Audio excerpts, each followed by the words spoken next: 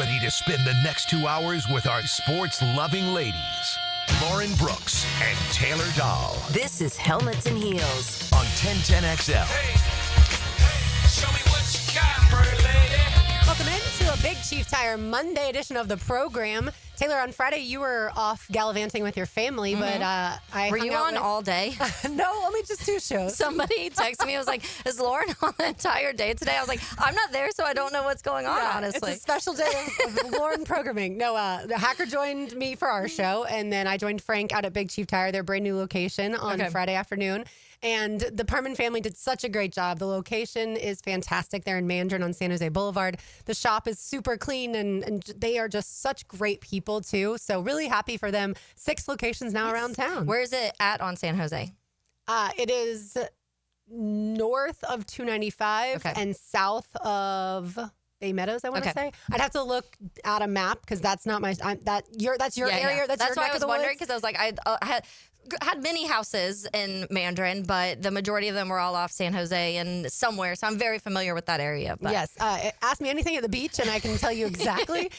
Once you throw the river and everything in this city, then that's when I start to get confused, even though I've lived here my whole life. But I will say I was able to get there without using a GPS whatsoever from here. Thank you. Yeah. When I told that to Frank, he's like, oh, you came from the station. Okay, that makes more sense. I was like, hey, still, I feel like I deserve a round of applause. Just kidding. All right, let's get it to our another round, I should say, of our division previews when it comes to rankings.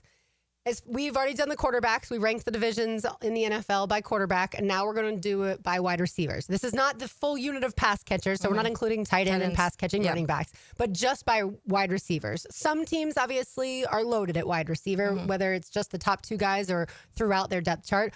Other teams, not so much. And then when you combine them all, that's when it gets interesting. It does. It honestly gets kind of tricky because you really do have to kind of value.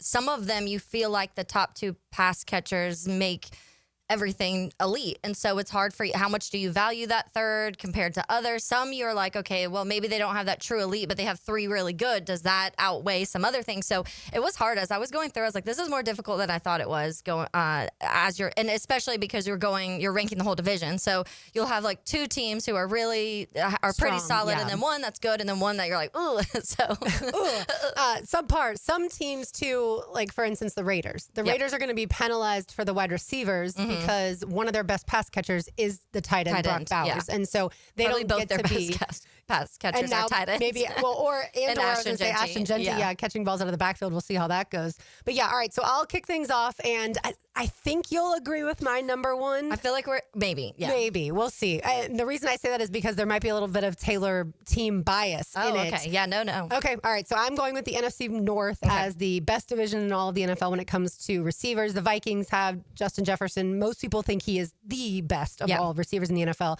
You can certainly have an argument, though, for Jamar Chase, who just won the Triple Crown. You could have an argument for A.J. Brown. But the Vikings, Jordan Addison as well. And then the Lions, Amon-Ra, St. Brown, Jamison Williams. The Packers, Romeo Doubs, Matthew Golden. They've got some other guys, too. And then the Bears, DJ Moore and Rome Odunze. And you would have to tell me who Bears' third wide receiver is. But I have the NFC North because I think every team in the NFL would want to pluck some of those guys and put them on their team outside of just a couple like the Bengals, like the Eagles. Yeah. And the NFC North is towards the top of mine, but they are not number 1. But I get the argument of that. And honestly, it's similar as I was doing these rankings. My top 4, I could kind of move around if I wanted to, and my bottom 4, I could move around if I wanted to, pretty much. So there was somewhere I'm like, the slightest name, I was like, oh, I feel like I have to move this. It's also, you have to take the quarterback out of these situations, as I was doing it, which is hard also because you're like, which we had to take the weapons out of the quarterback conversation, which is also difficult. It's difficult, and because your brain's just so wired to say, because of this quarterback connection with this wide receiver, you want to rank them a little higher. So you do have to disconnect that. But I have the NFC South as my number 1. Mike Evans, Chris Godwin, and Emeka Egbuka. We talked about potentially one of the best if not the best in the NFL when it comes to 1, 2, 3, depending how quickly Emeka Egbuka comes out there. But I do think I'm a huge fan of the Falcons room. I love Drake London. I think Darnell Mooney is very, very underrated. Ray McLeod, we'll see, but that's the number 3. And I think he's one of those guys that will get you 300, 400, 500 yards when you need to.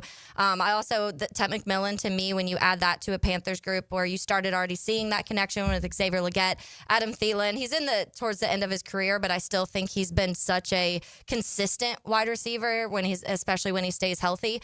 And then Chris Olave, I also think he has some of the best hands in the NFL. He just hasn't had a quarterback, so that's where you have to separate it. I think Chris Olave is very, very good. You probably just haven't seen this, like the box score, those stats numbers add up to the way that it should be. Another Ohio State wide receiver to talk about. And we were talking last week about LSU football, right, with Preston Guy, and we ran out of time, but I wanted to ask him, like, does LSU still consider itself like wide receiver U or DBU?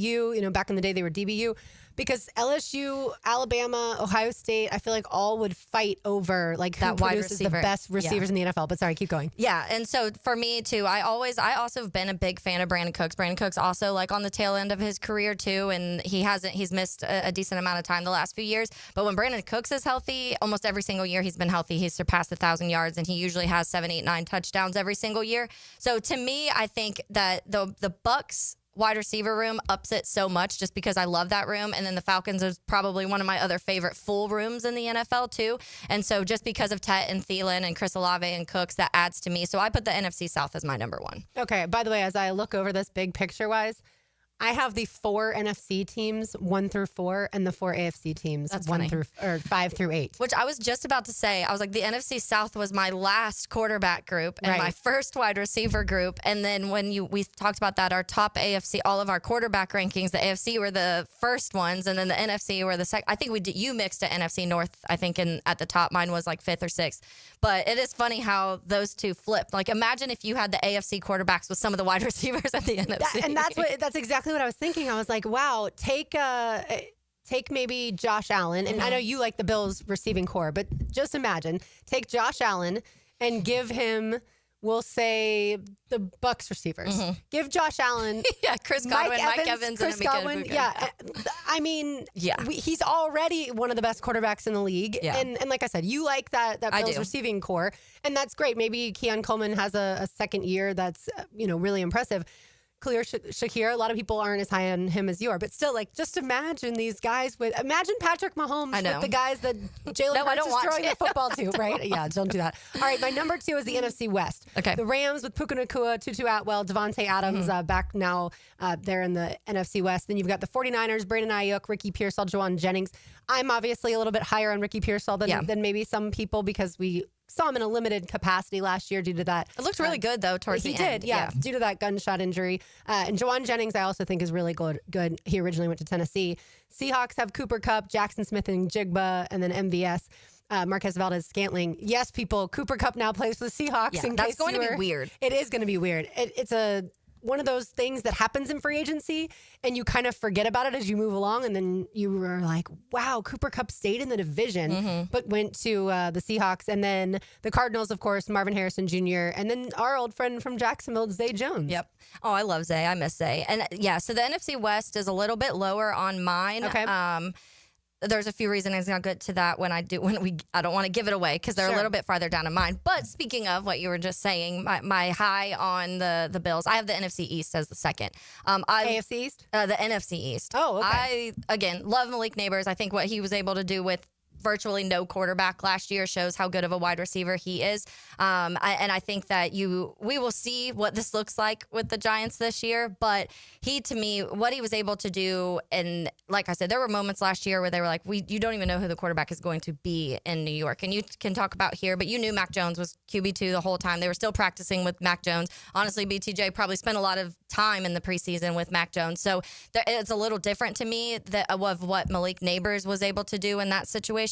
I love AJ. I think the Eagles have probably the second, third best wide receiver room as a whole with AJ Brown, Devonta Smith, and Jahan Dotson. Yeah, those are 3 of the better quarterbacks in the entire NFL, and they have 1, 2, 3 in that room. Commanders, I think Terry McLaurin, we'll see. There's contract stuff. I don't see them not being able to work something out with McLaurin, but to me, he's also one of the better wide receivers in the league, and he's been doing it for a good bit of time. You could see how much he helped the rookie and Jaden Daniels last year. And Deebo Samuel, I think that Deebo in his career has had really, really really good moments where you're considering him one of the better pass catchers in the NFL, and that we haven't seen that, but there has been some disgruntled things happening in San Francisco. So do we see Debo go back to even similar to what he was 2-3 years ago? Then that room, to me, I think can be very dangerous with those two guys and what they're able to kind of create in space and open. They're both really good at creating separation and all of that type of thing. And then CeeDee Lamb, to me, another one. I think he's one of the better wide receivers in the league. George Pickens, even in his put the personality aside and some of that stuff,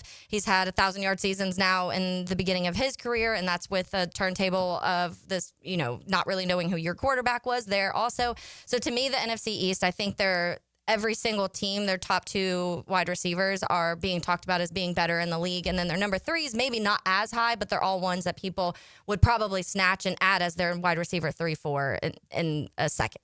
Yeah, I have the NFC East, to your point. I have them third. Okay. So again, I have NFC North, NFC West, NFC East, and then since I already told you the NFC South is going to be the fourth one, who do you have third? So my third is NFC North. I have, same reasons for you. The one reason I didn't have them as my 1-2. I am not a big fan of the Packers room at all. I think that, I think they have a bunch of guys that could be good, but I don't know how great any of them will be. Matthew Golden, we talk about the speed and stuff like that, but he's really small, so I'm interested to see how they kind of mesh that in there. Romeo Doubs and Jalen Reed looks like it'll be the other two when you're talking about that 1, 2, 3. And I think they're good. I think they have, to me, a bunch of number 2 wide receivers on the Packers offense. It's also, you have to take, it was hard for me to take away coaching too, because I think Matt LaFleur can make some of these guys statistically look better than what they actually are. But if you're just talking about the names and the wide receivers themselves, and then with Amon-Ra and Jamison Williams, I think they're both fantastic. They're amazing. After that, I'm not the biggest fan of Tim Patrick, so that third kind of is a drop off. And then with the Vikings, Justin Jefferson, Jordan Addison, anybody would probably take that duo in a heartbeat. But because of the Packers room and because of the number 3 wide receiver on every single team, it kind of dropped the NFC North for me a little bit. I can understand that. And you went through the NFC South. Again, that's who I have fourth with guys like the Bucs receivers. Mike Evans is a Hall of Famer now. Even if he never plays another snap, he's a Hall of Famer. Chris Godwin's also really good. I like the Falcons receivers as well. And the Saints, because of the quarterback situation, even though you can't put this in that conversation, you're still automatically going to. Who's going to be throwing them the football? I assume it'll be Tyler Shuck. We'll see how good he is. And then, the Panthers, we'll see. I'm not as in love with Leggett as you are, but I do really like Tet McMillan. I think he'll be a good pro. I kind of have a bit of a hot take I was thinking about this weekend as we're talking about those Panthers wide receivers. I have this feeling that statistically on paper, we know this doesn't always transfer to wins, and that doesn't always mean that one quarterback's better, because we've talked about, you can, like Patrick Mahomes' stats last year compared to you can compare him to some of the not really good quarterbacks, but you wouldn't ever take one of those quarterbacks over Patrick Mahomes.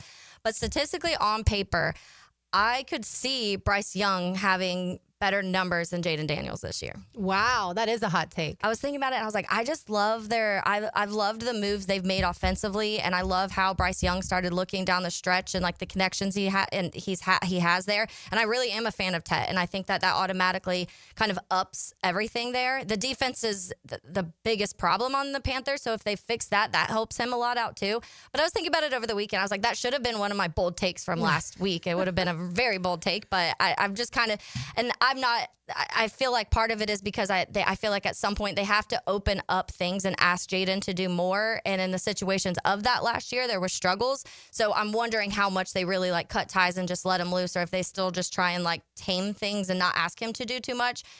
And so it's a fascinating situation of what Washington is going to ask Jaden to do next year. But just as a refresher, he had 69% completion percentage, a little over 3,500 yards, 25 touchdowns. This is Jaden Daniels.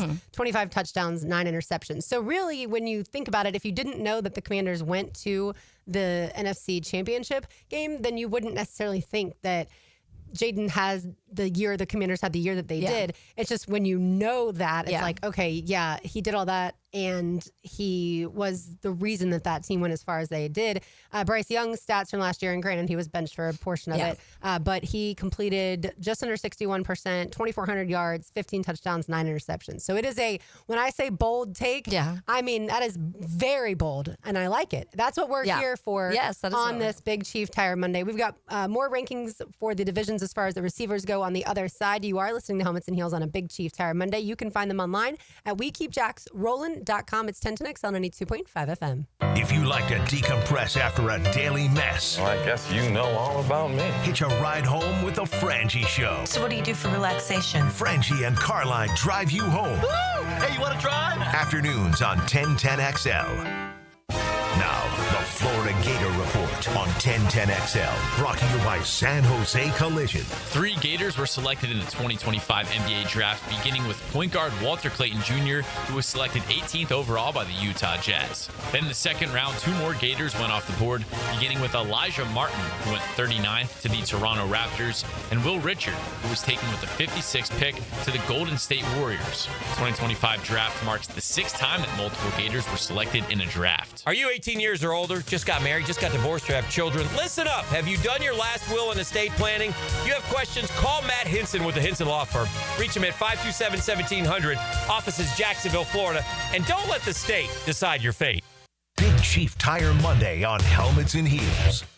Hey, Hicken here, and you know I'm going to talk about skin. Yeah, it's hot outside, folks. The oven is on. Temps are in the 90s, and it's only getting hotter. I love the summer, but my skin doesn't. I do my best with dry fit shirts, big floppy hats, plenty of water. My secret weapon, though, the sunscreen. I use it regularly. Maybe you should as well. Look, I've also been seeing docs at Peaches Dermatology for years, and my skin thanks me for it. I'm telling you, it could save your life. Book your appointment today at peachesdermatology.com. How likely is it to live to be 100 years old? The answer coming up. When you file a claim with Southern Oak Insurance, we schedule one of our trusted vendors to work directly with you, which means a faster claim resolution. Find out more at southernoak.com. Our family protecting yours. Southern Oak Insurance. In the United States, about 5% of women live to be 100, but only 1.8% of men. Southern Oak Insurance. Our family protecting yours. Hey, Hicken here. Tired of glasses or contacts? Discover customized vision solutions at Bowden Eye & Associates. Dr. Bowden's team offers cutting-edge options like Evo implantable Collamer lenses or refractive lens exchange and classic LASIK, designed to fit your life. Picture perfect vision for reading, driving, or just enjoying the day. It's easier than you think. Call now for your free screening. Bowden Eye & Associates, they're keeping the First Coast focused. Frank Frangie here for Coil Fencing. Jacksonville is full of memorable sports moments. Remember Hal Sutton when he famously said, "Be the right club today"? Well, that's what Coil Fencing delivers. The right fence today. And they've been delivering the right fencing for both commercial and residential properties for nearly 100 years. If you're in the market for a new fence, call Coil & Sons today at 904-356-4821 or visit coiljacks.com. That's COYLE Jacks.com. Are you living with diabetic neuropathy? That pain and numbness in your hands or feet? What about chronic knee or shoulder pain? Maybe you've tried various treatments, but they've been ineffective. Now there's a solution. Dr. Ferdinand Formoso specializes in advanced pain management and offers breakthrough neuromodulation treatments for those conditions. His innovative treatments target the source of your pain, offering relief where medications may fall short. All procedures are performed outpatient with no hospitalization required. Just a chance for you to feel and live better. If you want to learn more, Dr. Formoso is hosting free informational classes where he'll explain the benefits of neuromodulation therapies and how they can help eliminate your pain. Spaces are limited, so call to reserve your spot now with offices on the South Side, West Side, and Jacksonville Beach. Relief is possible with Formoso Spine and Joint Pain Specialists. Get the best soccer talk on the First Coast on the Coaches Show, presented by Sporting Jacks. Cole Pepper, Sporting Jacks head of soccer Mark Warburton, and Sporting Jacks women's coach Stacey Baylor discuss the beautiful game Tuesday evenings at 6 on 1010 a.m. Do your summer plans include travel? Make sure your prep includes more than just flights and hotels. Stay up to date with COVID-19 vaccination, especially if you're 65 or older or have certain health conditions. There have been surges in COVID-19 in the summer, too. It's important to help protect yourself no matter your destination. So check eligibility and schedule in minutes at vaxassist.com. That's DAXassist.com. Brought to you by Pfizer. When you're experiencing sudden, unexpected dental pain, the last thing you want to hear is that your dentist can't see you until next week. That's why I'm so glad I found Harbor Dental Care. Whenever I call, they always find a way to see me within 24 hours, and they can usually fix whatever's wrong the same day. Plus, they have locations throughout Jacksonville, so no matter what side of town I'm on, I can always count on the same great care. If you want to find a dentist who believes in treating people right, learn more at harbordental.care. That's HARBOUR dental.care. Mia here, and I love my custom closet from Closets by Design. With summer in full swing, having my warm weather wardrobe front and center is a game changer. No more digging for the right outfit on a hot day. If your home needs a summer refresh, whether that be a closet, a garage, or a pantry, schedule a free in-home consultation with Closets by Design. And the offer has been extended, folks. Receive 40% off plus an additional 15% off. And free installation on any order of $750 or more. Visit closetsbydesign.com. David here with Royal Pest Services. It's back. Our summer Centricon Termite Special. New installs begin as low as $249. And if you have existing Centricon, but your renewal is through the roof, we can transfer you to Royal at no cost. Visit RoyalPestServices.com to schedule a free estimate. 1010XL is presented by Farah & Farah, exclusive injury law firm of the Jacksonville Jaguars. Protecting you and your family. Call 396-5555. Jacksonville.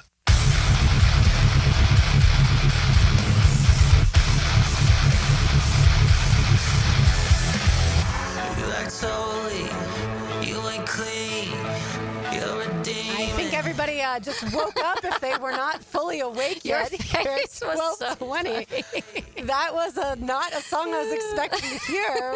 I was thinking about talking about Jalen Ramsey and mentioning the fact that he's being traded from the Dolphins to the Steelers. Yeah. And Minka Fitzpatrick, now the All-Pro safety, heading down to the Dolphins. But then the music started and I lost my train of thought. This is a new Bill Murray song that dropped on Friday. Okay. Super exciting. But the song is also called More Than Hate, so it was kind of funny because I can't stand Jalen Ramsey or Aaron Rodgers, and now they're both on the same team.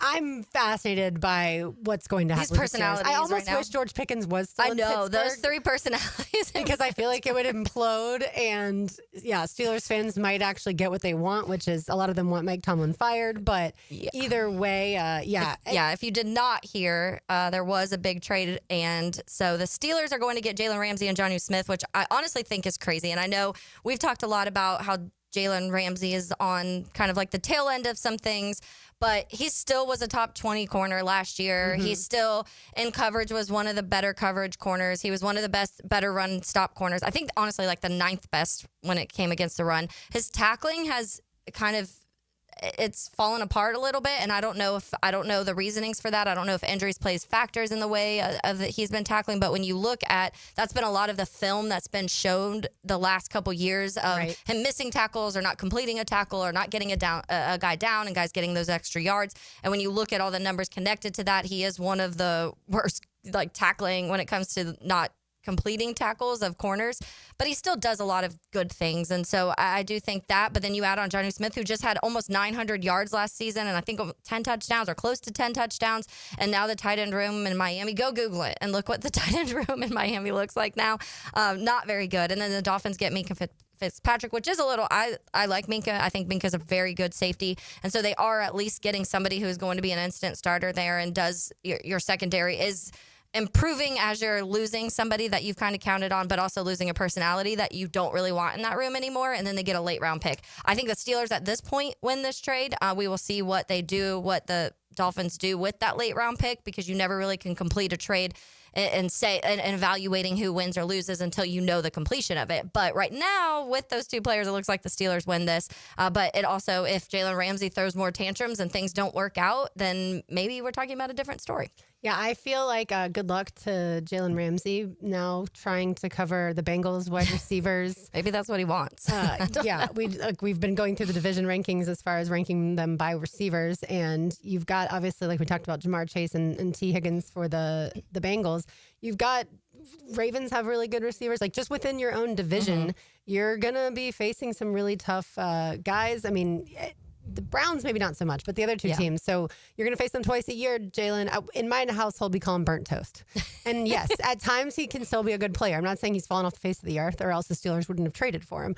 But the corner that he used to be, the elite corner, to me, he's not that anymore. If we were doing cornerback rankings of the divisions, to me, the Steelers wouldn't have changed up or down with the addition of Jalen Ramsey. Back to the wide receiver ranking. So I have NFC North, NFC West, NFC East, NFC South as my 1 through 4. Yours? Yeah, I had NFC South, NFC East, NFC North, and then my 4. Did you already name your 4? Yes, that was the NFC South. Okay, so my 4 is AFC South. Okay. And that's my 5. Okay.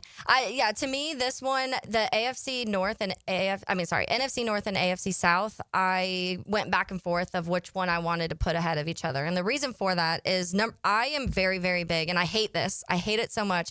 Very big on the Texans wide receiver room. Me too. Love especially Nico what Collins. They did in the draft. I know. I love Nico Collins. And Tank Dell's not going to be playing this year. So I put in parentheses Tank Dell, but right now in this year it looks like Nico Collins, Jaden Higgins, and Christian Kirk.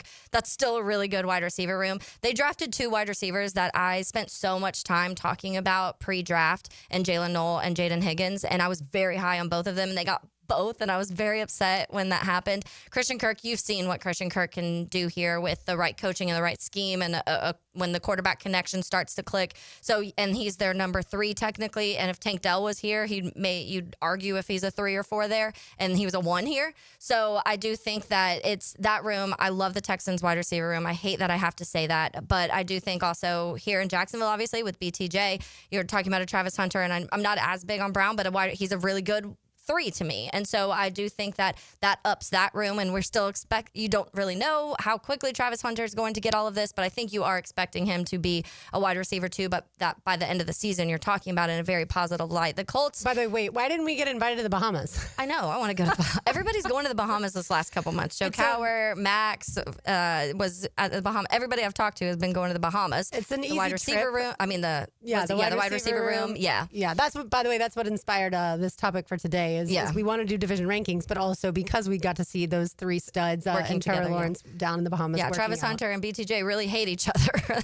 Remember when those rumors were happening? I do remember that stuff. I really ignore most of the stuff. I get tagged in that ML football account. Yeah, I get tagged I hate that account. Right, me too. And I get tagged in so much stuff, and I immediately mute it because I don't want to be involved in that stuff. A lot of times it's not serious or true. But yeah, people, because Travis Hunter was dancing and Brian Thomas Jr. is a little bit more of the quiet guy, that's when those rumors were leaked. But yeah, they are certainly not at odds with one another. All right, so yeah, the Colts, Michael Pittman Jr., Alec Pierce. I like Michael Pittman. I think Alec Pierce is a good wide. You have to, and again, we have to take away the quarterback, and that is hard for this because to me, when you look at it, you're like, okay, well, who exactly is throwing them the ball? But to me, I think when you're doing these evaluations, if you take those 3 wide receivers and put them with Josh Allen, what are you getting? And I think you have a really good wide receiver room. And then the Titans, I think they're kind of old, which is what they did last year too. But I still think Calvin Ridley is someone who can get 1,000 yards. I think Tyler Lockett, he's so fast, and we've seen him in Seattle, and he's kind of on the tail end of things, but he's still a very efficient wide receiver. So to me, it's again one of the divisions where BTJ, Michael Pittman, Calvin Ridley, Nico Collins, and then you're adding these 2s, which up everything, and then you're adding multiple 3s in this group who people also would probably sign on their teams almost immediately. So and I love what the Titans did in the draft when it comes to wide receiver. Alec Manor and Chimere DK, plus adding Xavier Estrepo that you didn't have to draft. You got him as an undrafted free agent. Like that, I think those, and what's crazy is those 3 could end up, in my opinion, outside of maybe Calvin Ridley, taking some snaps away from even a Tyler Lockett. And the Titans, I guess, would have Van Jefferson right now as their wide receiver 3, but I really think those young guys could end up usurping him. And so and plus, oh, by the way, Traylon Burks is still good. There. Yeah. People loved him coming out of college, and then it just hasn't materialized. You have to have the right person throwing the ball, and the quarterback is a huge part of it. That is for sure. All right, we will finish our rankings in a little bit, but first we want to chat with our friend Zach Abolverdi and talk all things Gators from Gators Online. He's the senior writer there. Lots of good stuff when it comes to recruiting and certainly the men's basketball team, what they've done. So we'll chat with Zach on the other side. You are listening to Helmets and Heels on a Big Chief Tire Monday. Like I said, the new location right there on San Jose Boulevard. It's a fantastic location, and you can also find them online at WeKeepJacksRollin.com. It's 10 to Next on 92.5 FM. The radio station made for you. My turn. This is 1010XL, Jacksonville Sports Radio. Committed to the mission. At Navy Mutual, we're committed to providing high-quality life insurance to members of the military and their families. Because at Navy Mutual, our highest commitment is to you. Visit NavyMutual.org. This 4th of July, Navy Mutual would like to salute Ted Williams as our hero in sports. A flight instructor during World War II, Williams flew 39 combat missions in the Korean War and still made 19 All-Star Game appearances. What a legend. Hey, Jacksonville, Taylor Doll here from Helmets and Heels. It's the little things like a peach milkshake on a warm day that makes summer sweet. And now you can head to your local Chick-fil-A and enjoy a favorite summer treat again. Hand-spun the old-fashioned way, this refreshing milkshake features Chick-fil-A ice cream and peaches. It's perfect cold treat to enjoy outside on a warm day or with friends and family after dinner. And it's here just for a limited time, so swing by your local Chick-fil-A and treat yourself today.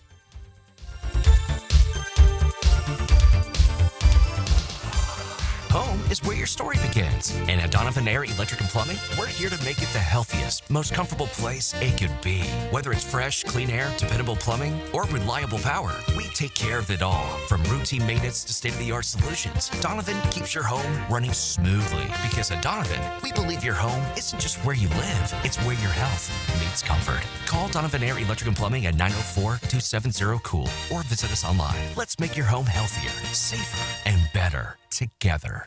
It's a Helmets and Heels Big Chief Tire Monday. At IHRS, we're passionate about solving your hair loss. We're clients too. With the latest hair transplant technology, FDA-approved laser hair therapy, and PRP, we guarantee solutions for both men and women. Call now for a free consultation and receive $250 off. Hair restoration is for me, and it can be for you too. Go to hairforme.com or call 904-777-IHRS. That's 904-777-4477. The 2025 season schedule has dropped, and single-game tickets are on sale now. Be at the bank to watch Travis Hunter, Trevor Lawrence, and the Jaguars take on the biggest names in the NFL. Don't miss your favorite matchup and secure your tickets now by visiting jaguars.com/tickets or call 904-633-2000. See you this fall, Jags fans. Yes, sir. That's the best decision. I love it. Hit him ball. Honey, someone's in our pool. Oh, refreshing. John, what are you doing? Oh, hey, Dave. Seeing as how me and the guys at Clearwater Irrigation reinstalled your sprinklers after the pool contractor ripped it out, I thought you wouldn't mind if I took a quick dip. But in a Jaguar print Speedo? Yeah, Dave. My bad. Clearwater Irrigation. We can't sing a lick, but we sure are good at sprinklers. And drainage, too. Maxed out on credit cards? Struggling with high-interest debt? You could pay it all off in days with Loan Pronto's Rapid Equity Loan. Hey, it's Prosser here. Get cash out now without touching your low-rate first mortgage. No appraisals, no waiting, no BS. The Rapid Equity Loan Program at Loan Pronto is amazing. One Loan Pronto client just got $300,000 approved in under 24 hours. They paid off debt, renovated their kitchen, and cut their monthly expenses by $1,800. That's a huge turnaround. Instant approvals, low rates, no hard credit pull up front. That's Loan Pronto. Listen, your home equity is yours. Use it. Get cash to consolidate your debt down to one easy, low monthly payment. Call Loan Pronto now for a free instant appraisal for your home and see how much cash you can get today. Loan Pronto is an A+ rated by the Better Business Bureau and have nearly 2,500 five-star Google reviews. Call now and start the conversation. Go to loanpronto.com or call 999-1508. That's loanpronto.com. This day in sports history is brought to you by Southeast Orthopedic Specialists. This date in 1908, Cy Young becomes the oldest player recording his third career no-hitter at age 41 and 3 months as the Boston Red Sox defeat the New York Highlanders 8-0. Have you got concrete or asphalt rubble piling up? Arcosa Crushed Concrete will pay you for it and recycle it. They're just minutes from Everbank Stadium on Talleyrand. Call Arcosa Crushed Concrete and get paid for what you don't need. ArcosaCrushedConcrete.com. Hi, I'm Mac with Baker Glass. If you've got fogged up windows, let me help. We'll replace them with clear, insulated units that brighten up your home. People say we're fast, friendly, and reliable. Just check out our Google reviews. Call me today. Baker Glass. No one treats you better. Registration is now open for the Circle K Greater Jacksonville Kingfish Tournament. Over $250,000 in cash and prizes available, with payouts up to 20 places. Of course, there's great prizes for lady anglers, and bring along your junior anglers as well. Register today at kingfishtournament.com. Even if you're not on the water, spectators will enjoy fun exhibits, food, kids' activities, and a fireworks display at the Circle K Greater Jacksonville Kingfish Tournament. Hayes Carline here. If you're shopping for a new ride, you've got to check out Atlantic Infinity.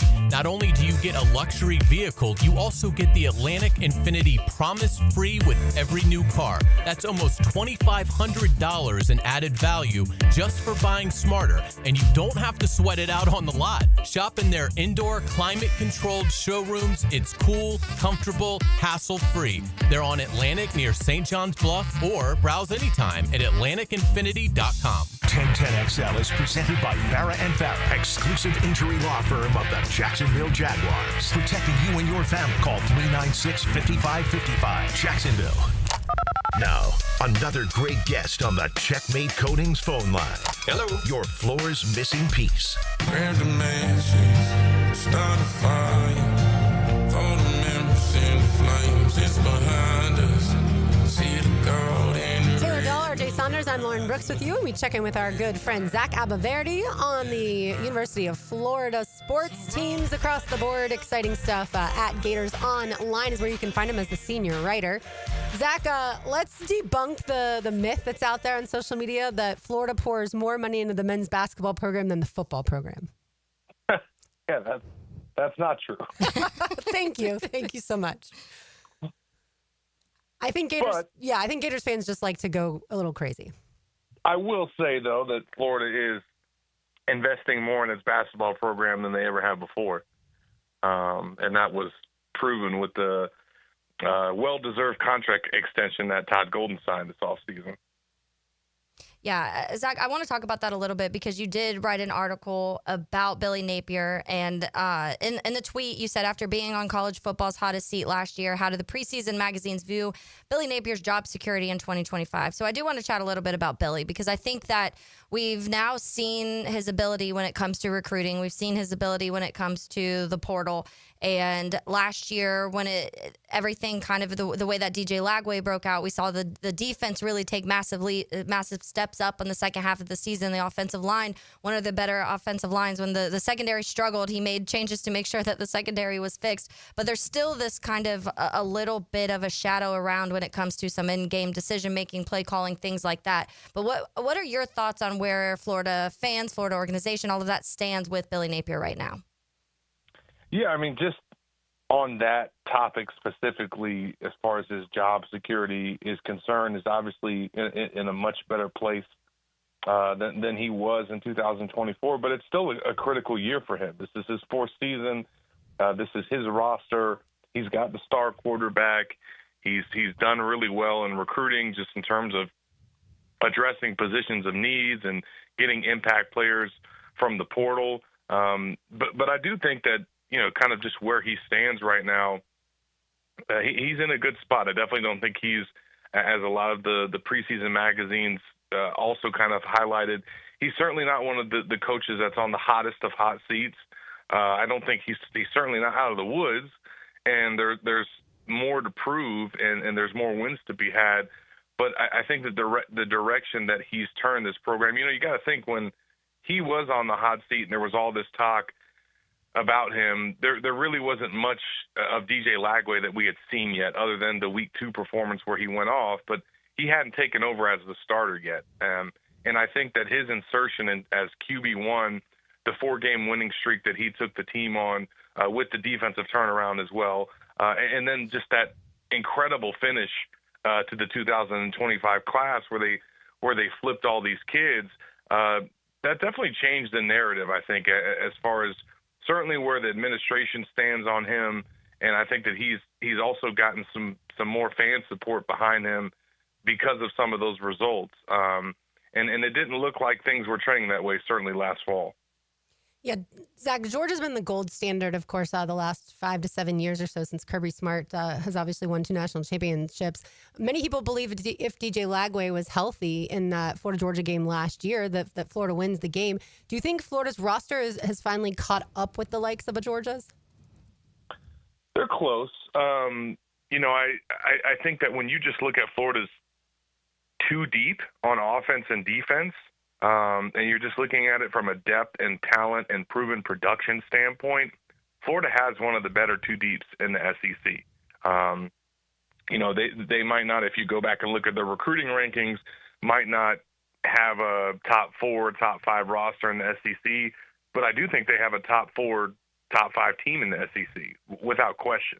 And a lot of that has been a result of some really good evaluations and development by Napier and his staff. But let's not forget, they've also gone out and landed some pretty big-time players, too, from the high school ranks and also from the transfer portal. So they've got a good mix of both.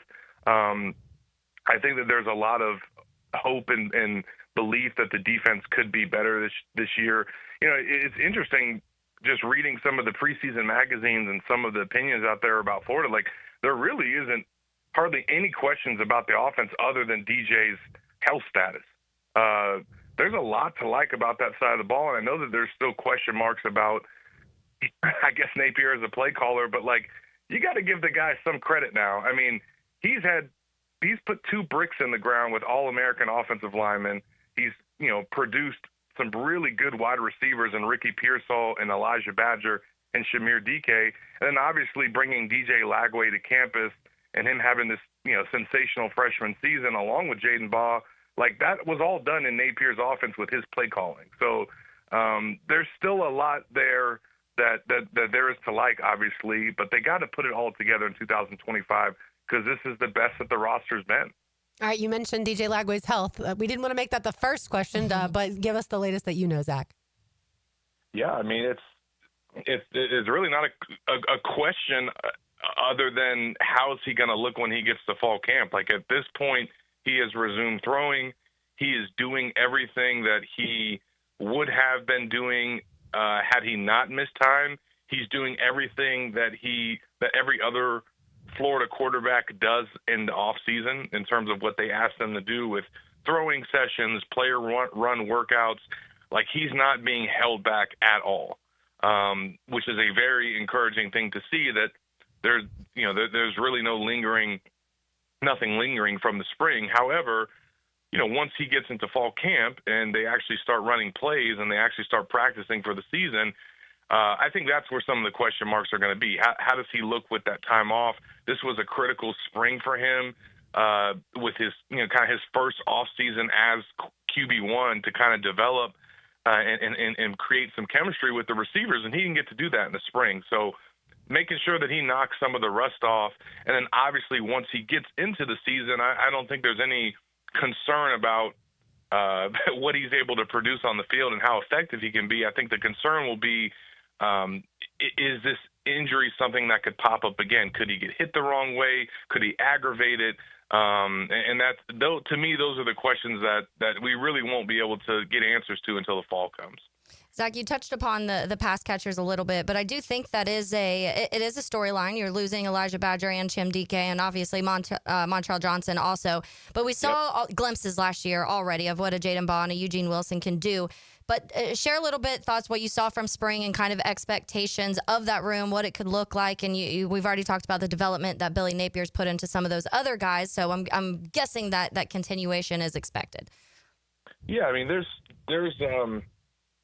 not many teams that could lose a 3,000-yard rusher and 2, 800-yard plus receiving receivers, and still feel like they have a really strong running back room and a really strong wide receiver room heading into the next year. But that is where Florida stands. Certainly their running back room is much more, I guess, elite or proven, should we say, than the wide receiver room. But, man, what they added from the high school ranks, and then with J. Michael Sturdivant in the transfer portal, with Eugene Wilson coming back, Aiden Mizell potentially being a guy that's going to break out this year. Like, they've got some weapons at wide receiver. And yes, they don't have multiple guys that have proven it in the SEC. Like, Eugene Wilson is really the only one that you could point to as a guy.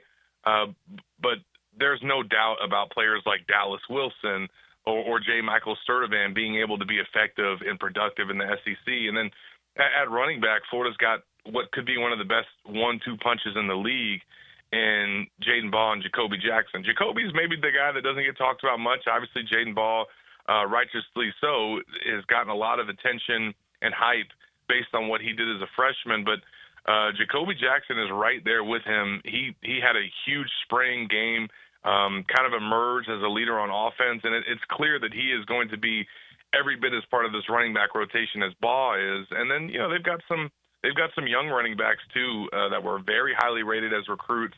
You know, Katie Daniels, Byron Lewis.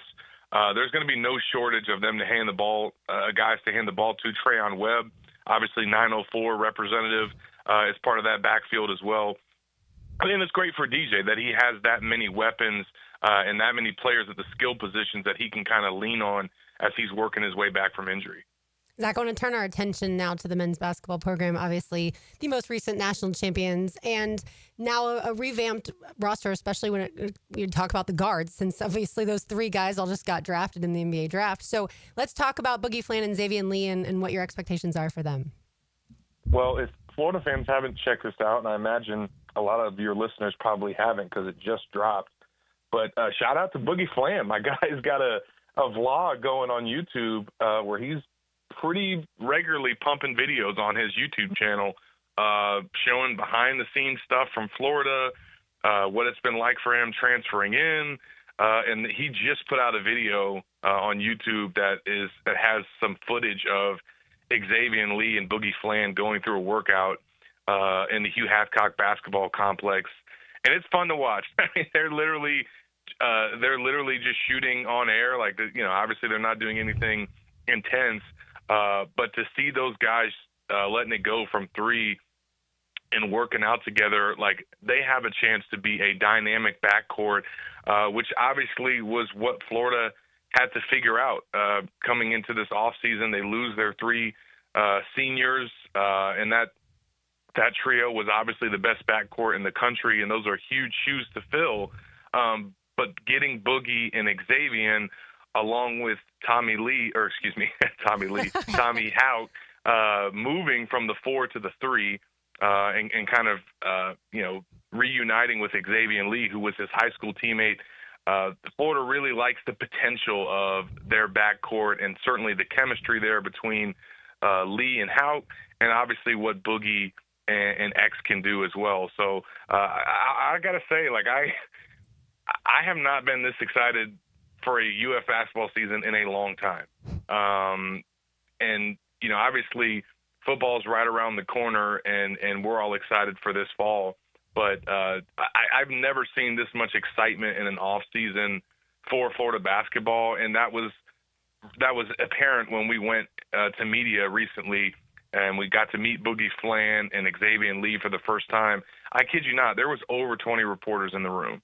And this is like middle of June. And that, I mean, they don't have 20 reporters at basketball media sessions during the season. So to have that many people there kind of shows how much interest and intrigue there is with this program right now. Yeah, Zach, it's funny because you mentioned a second ago Billy Napier's ability to kind of reload after losing a lot of the several of those offensive weapons. And then you talk about 3 Gator basketball players being drafted, including obviously Walter Clayton in the first. And then I'm already seeing on 3 projecting that both Thomas Houck and Alex Condon could both go in the first round next year. So a lot of good talent that Todd Golden's been able to bring into Florida, and it doesn't look like that's ending anytime soon. No, it doesn't. And obviously getting Alex Condon and Thomas Houck back were huge. Condon could have turned pro. Houck could have definitely tested the NBA draft waters. And in fact, when I talked to him in San Antonio in the locker room after the national championship game, he was leaning toward going through the draft process. And there were some first-round projections out there for him. And he ultimately decided not to do it. And I don't know how much Xavier Lee coming to Florida, maybe just made him not even decide to go through it. He knew he was coming back. He was recruiting his teammate. But Alex Condon, 100%. Like, there was a time Golden said where he was unsure of what he was going to do because he was having so many NBA teams, work him out. And, this is a guy that obviously if he can come back next year and be a little bit more of a stretch four and show some more perimeter game, he's going to be a first-round pick. And, what's crazy about it is Boogie Flan, who also went through the draft process and withdrew and decided to transfer to Florida. He had first-round projections as well throughout his freshman season at Arkansas before he had his thumb injury. And then he missed all that time, came back in the tournament. But he's probably getting ready to go play for an NBA team right now had he not had that injury. So Florida's potentially got 3 guys on its roster with first-round talent that they'll be going into 2025, 2026 with. Yeah, really, really good stuff. And then, of course, everyone has the question, will they see the 7'9", not 6'9", 7'9" Canadian as well? Oh, they will. Olivia's going to play this year. The reason he never saw the floor this season was because he redshirted. And, for those that don't know, unlike college football, in college basketball, you can't play 4 games or a certain, percentage of the schedule and still maintain your red shirt. If you to the game for 1 minute, you blow your red shirt. So they were not going to play him this year, but he has redshirted now, and he's definitely going to get an opportunity to see the floor next season. And he's also having a busy summer as well. He's actually playing with the Canadian under-19 World Cup team right now. So he's getting some work in, and I can only imagine the first time that he takes the floor in the O-Dome, what the scene like that is going to be. Absolutely. Yeah, it will be fun to see him. I got to see him in person for Florida's first game last year in Jacksonville, and it was like, oh my goodness. You read about 7'9", and then you see it in person. So it will be crazy. Well, Zach, what's coming up on Gators Online? Yeah, we obviously got a big month coming up ahead in July. We're going to start to preview all of Florida's positions ahead of SEC Media Days, which is coming up in the middle of July. And just we're going to start looking ahead to the 2025 season. It's right around the corner. The football team will begin fall camp probably the end of July or first week of August. So definitely look out for that. And I would also say to look out for some summer workout intel from Florida basketball, because at some point I'm told that Todd Golden is going to come let me and the other media members come watch a workout of these new guys. So we'll have some coverage from that and get a first look at this new look roster. I think we need to head down there for that too, Taylor. I'm down. I'm down. All right, Zach, well, we so appreciate enjoy the downtime, and certainly we'll check back in with you once fall camp begins. Sounds good. Appreciate y'all. All right. Thank you so much. There he goes, Zach Abolverdi, talking all things Gators at Gators Online. And like he mentioned, he was in San Antonio. He goes to the football practices. Zach is always around that football and men's basketball program and does such a great job covering it. On the other side, we will finish our wide receiver rankings by division in the NFL. And Taylor Dahl has a tangent. That means she's going to be giving away lunch as well. You are listening to Helmets and Heels on a Big Chief Tire Monday. Find them online at WeKeepJacksRollin.com on Tentinix on 92.5 FM. What are we celebrating? We're celebrating 2 things. First, summer. Summer days. It feels phenomenal. And second, 1010XL. What Jacksonville Jaguars player has scored the most touchdowns? Southern Oak Insurance is proud to continue offering coverage statewide. Financial stability makes Southern Oak Insurance a wise choice for your homeowner's insurance needs. Log on to southernoak.com. Our family protecting yours. Southern Oak Insurance.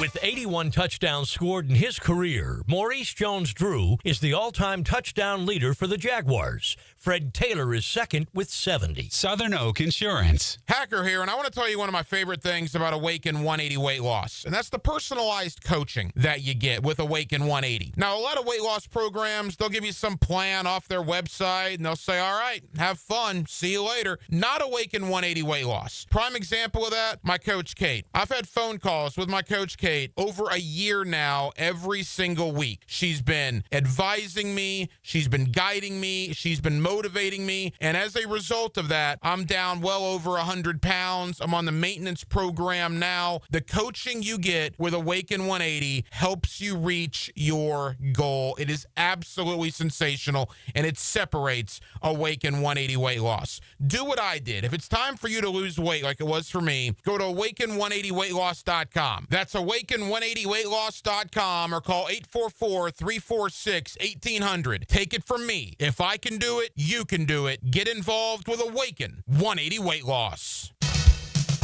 Prosser here for Lifetime Enclosures and Lifetime Flooring. With the weather now hot as can be, look ahead and get that backyard ready for fall with a new open air or screened-in enclosure. Maximize the space you have and make it great with Lifetime Enclosures and Lifetime Flooring. They truly are the best in the business. So if you have the space and the idea, give them a call today. Lifetime Enclosures and Lifetime Flooring. Showroom just off Phillips Highway. Tell them Prosser sent you. Helmets and heels. It's a Big Chief Tire Monday. The local Jacksonville shop for fair prices and service you can trust. Hey, Hicken here, and you know I'm going to talk about skin. Yeah, it's hot outside, folks. The oven is on. Temps are in the 90s, and it's only getting hotter. I love the summer, but my skin doesn't. I do my best with dry fit shirts, big floppy hats, plenty of water.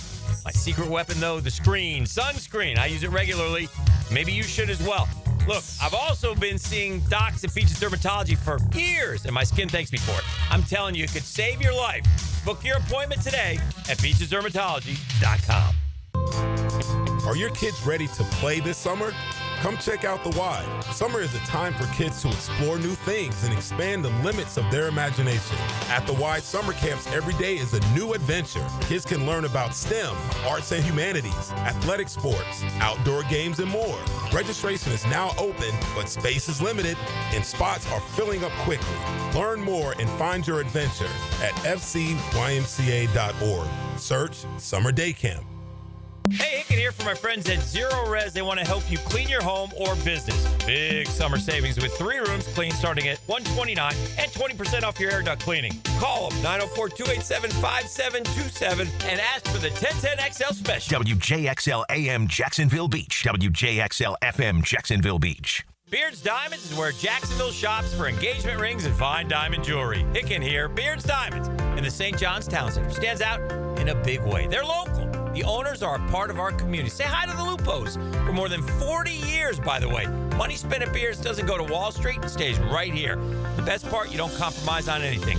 Beards has the best selection of diamonds in Northeast Florida, hands down. Beards doesn't have to jack up prices to meet a corporate bottom line. Beards doesn't have commission salespeople. They have trusted advisors. Beards has all the top names in bridal jewelry like Decore, Veragio, and dozens more. Beards guarantees to give you a better price, a better value, period. Listen, a lot of those chain jewelry stores are all owned by the same mega conglomerate. They have different names, but they are all the same owner. Beards? No. Your locally owned alternative, beholden to the people of Jacksonville, not Wall Street. Don't buy a diamond ring or any piece of jewelry without talking to my friends at Beards. Beards Diamonds at the St. John's Town Center. Shop local, shop Beards.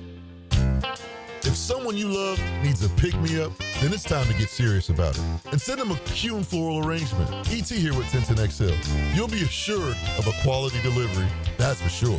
Log on and order online at kuhnflowers.com. With 50 years of fabrication expertise in towing products, the family at Cannons of Jacksonville can repair or install precisely what you need to tow with confidence. Visit cannonsofjacks.com, where quality and customer satisfaction collide. June is Men's Health Month, and here's your reminder to be proactive and get screened for early detection at Ackerman Cancer Center. Many cancer instances are largely preventable and treatable. So take steps now to minimize your risk factors at AckermanCancerCenter.com. For lost or broken keys or nearly any make and model of vehicle, call 722-1111 for Instant Keys. Instant Keys. You don't have to go to the dealer. Instant Keys comes to you. David here with Royal Pest Services. It's back. Our summer Centricon Termite Special. New installs begin as low as $249. And if you have existing Centricon, but your renewal is through the roof, we can transfer you to Royal at no cost. Visit RoyalPestServices.com to schedule a free estimate. This is your Southeast Orthopedic Specialist local sports update. I'm RJ Saunders for 1010XL. This update brought to you by the Jacksonville Jumbo Shrimp. The defending national champion Florida men's basketball team is going to visit Duke in the ACC SEC Challenge on December 2nd. Florida and Duke will meet for the first time since the Phil Knight Invitational Championship game in Portland in November of 2017. Florida State's men's basketball team will play host to Georgia at the Donald L. Tucker Center in the third annual ACC SEC Challenge. It marks the second time in the third edition of the challenge that the Seminoles will indeed play the Bulldogs. The teams have faced each other in the 2023 in an ACC SEC Challenge game and also played on the Seminoles' home court in the capital city of the state of Florida. Right now, 87 degrees at 1 o'clock. Time and 10 brought to you by Bueller Air and Plumbing. Stay cooler with Bueller. 1010XL is presented by Farah and Farah, exclusive injury law firm of the Jacksonville Jaguars. Protecting you and your family. Call 396-5555. Jacksonville.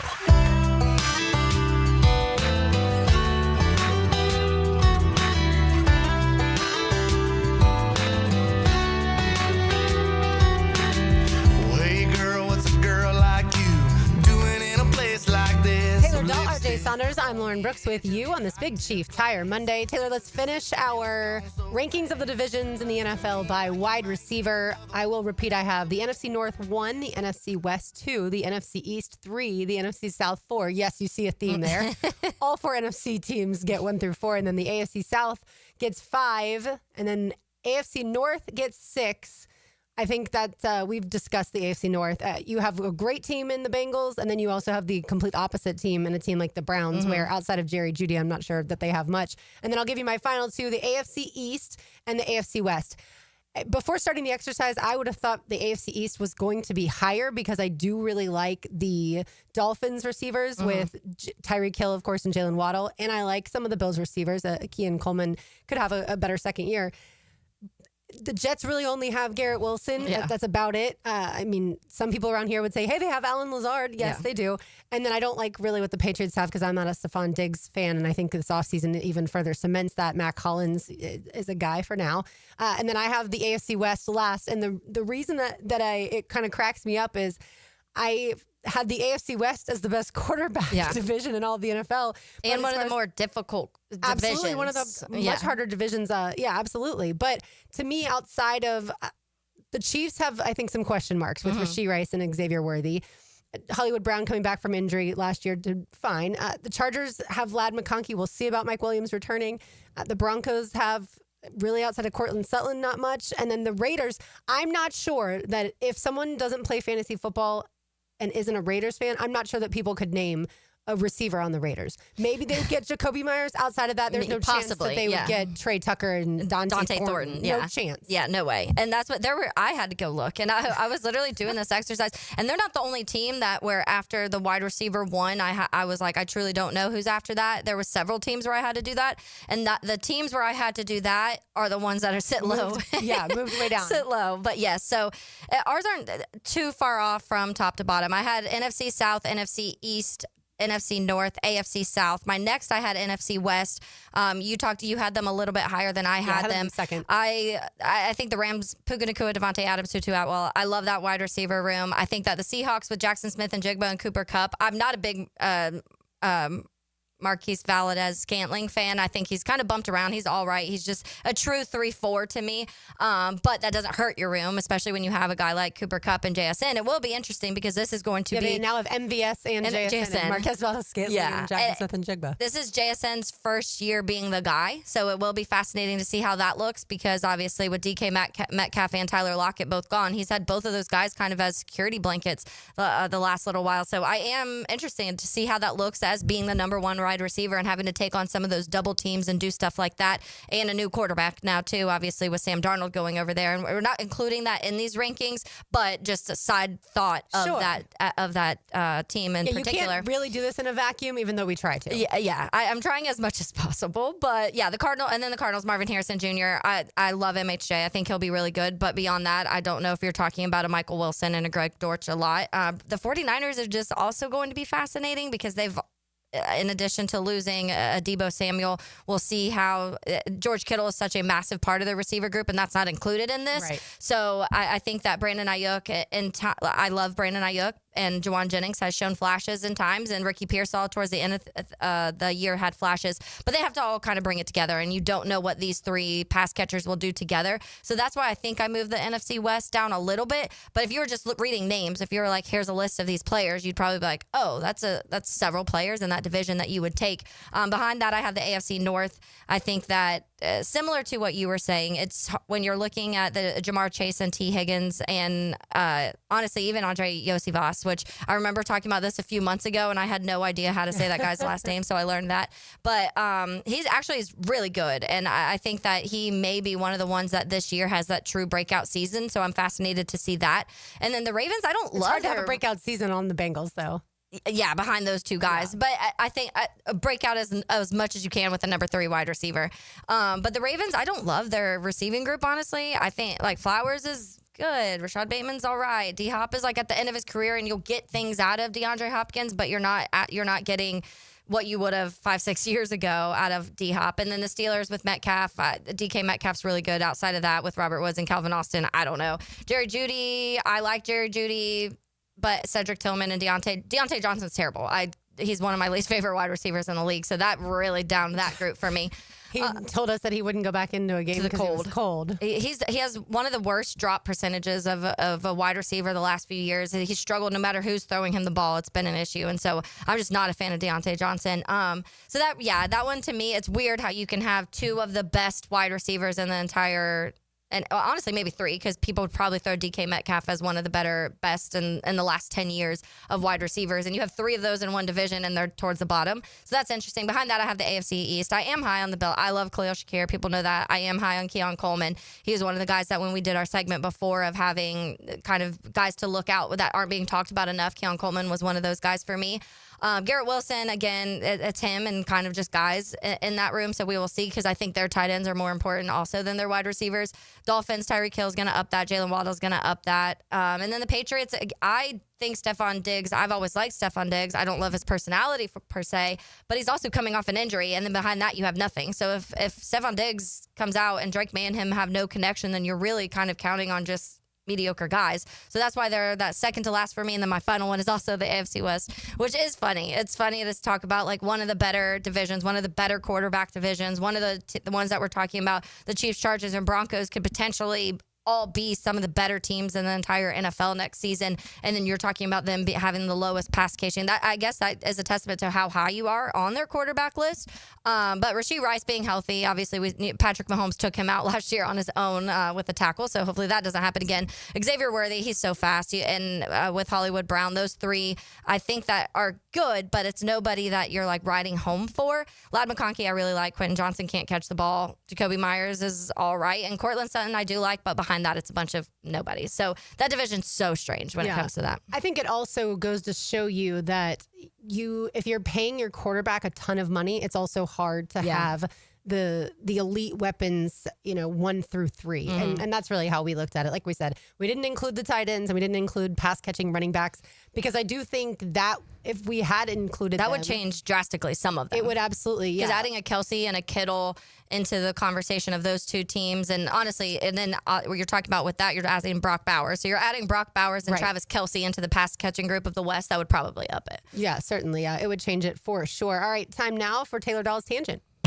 Now, Taylor's Tangent, served up by Chick-fil-A on 1010XL. So I saw an article, and it was talking about the biggest red flags for 2025 NFL contenders. So it goes through the teams they consider the biggest contenders in the NFL, and they had their biggest red flags for each of those. I'm going to kind of scan through some of these, Lauren, and I want to get your opinion. I'll share my thoughts, too, of what you think you are of these, which actually is a big worry for you and what you're least concerned about. Okay, so for the Buffalo Bills, they said their big game defense. The Bills' defense struggled in a lot of areas last year. Some of that's injury, some of that's other things, but they're pretty much saying that they're counting on Joey Bosa to be the main guy there, and Joey Bosa hasn't been able to stay healthy his entire career, pretty much, especially the last few years. So you're weighing a lot of things on a guy who who hasn't been able to stay on the field. And then you're weighing your secondary on a young Maxwell Hairston that you just drafted and a guy that's been there for a little while, Tre'Davious White. But he's never really flashed. He's never done things where you're at the end of the season, you're talking about him being one of those better secondary pieces. So the big game defense for the Bills is what they have as the biggest red flag for that team. The Baltimore Ravens, they said offensive line durability. So they go down and they talk about left tackle Ronnie Staley, 17-game 2024 season. Doesn't have, like, that's his first time ever doing that. Aside from that, he's had a lot of injury issues. He missed multiple games in each of the previous 5 seasons. And then they lose Patrick McCarry. We know that because we've talked about that name here a lot. And so kind of just the durability of having these guys that are consistently be in front of. And I think that's been an issue for them, which has been interesting because you do talk about their line being one of the better lines, but you've seen the ups and downs. And I think you've seen those ups and downs because they haven't been able to stay healthy.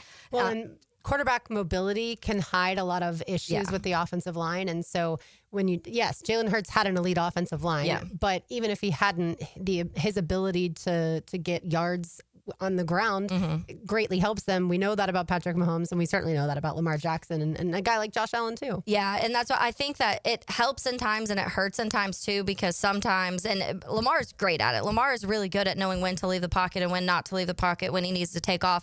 Sometimes, though, that means your offensive linemen are having to hold even longer because your guy's scrambling in the back, running all over rather than just getting rid of the ball. So I do think that there's the wins and losses of that. But Kansas City, they had the offensive line stability too, and so we know that we obviously saw that in the Super Bowl, how much it kind of hurt them with. And now they lost Joe Thuney this offseason, who has been an All-Pro and was their best offensive lineman this last year, and they don't have him any longer. So that's another one.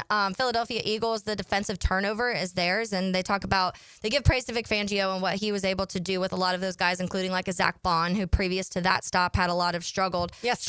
I'm not worried about the Eagles. Yeah. Returning youngsters, they say Jalen Carter, Nolan Smith, Quinyon Mitchell, obviously is that. But Fangio, I mean, come on. Yeah, he said, but he may need some Band-Aids because they lost Ojulari and Adoree Jackson. And there's several secondary pieces they lost. I don't know if you're worried as much about up front. They probably do have some concerns in the secondary because they lost several pieces in their secondary, and you're counting on a young guy like Quinyon Mitchell, who I love. Quinyon, he was one of my favorite draft picks in that, not the 2024 draft in general. But the Detroit Lions, they said the staff shakeups. We know that. They lost both of their offensive and defensive coordinator. Ding. Yeah, and Aaron Glenn and Ben Johnson. And the Rams, they say Matthew Stafford's age. And so in this, they say age is just a number, they say. And certainly Stafford is part of that argument, given he nearly knocked off the eventual Super Bowl champion Eagles ahead of his 37th birthday. But this is a gunslinger who's battled real bumps and bruises over the last half decade, to the point he's openly contemplated retirement. Sean McVay's offense has a Super Bowl ceiling with number 9's big arm at controls, but if Stafford can't stay upright to feed new weapons like a Devontae Adams, there could be a lot of troubles in LA. And then they have the Washington Commanders as the next one, injury-prone bets is what they're saying. The Commanders are one of the NFL's most popular contenders thanks to Jaden Daniels.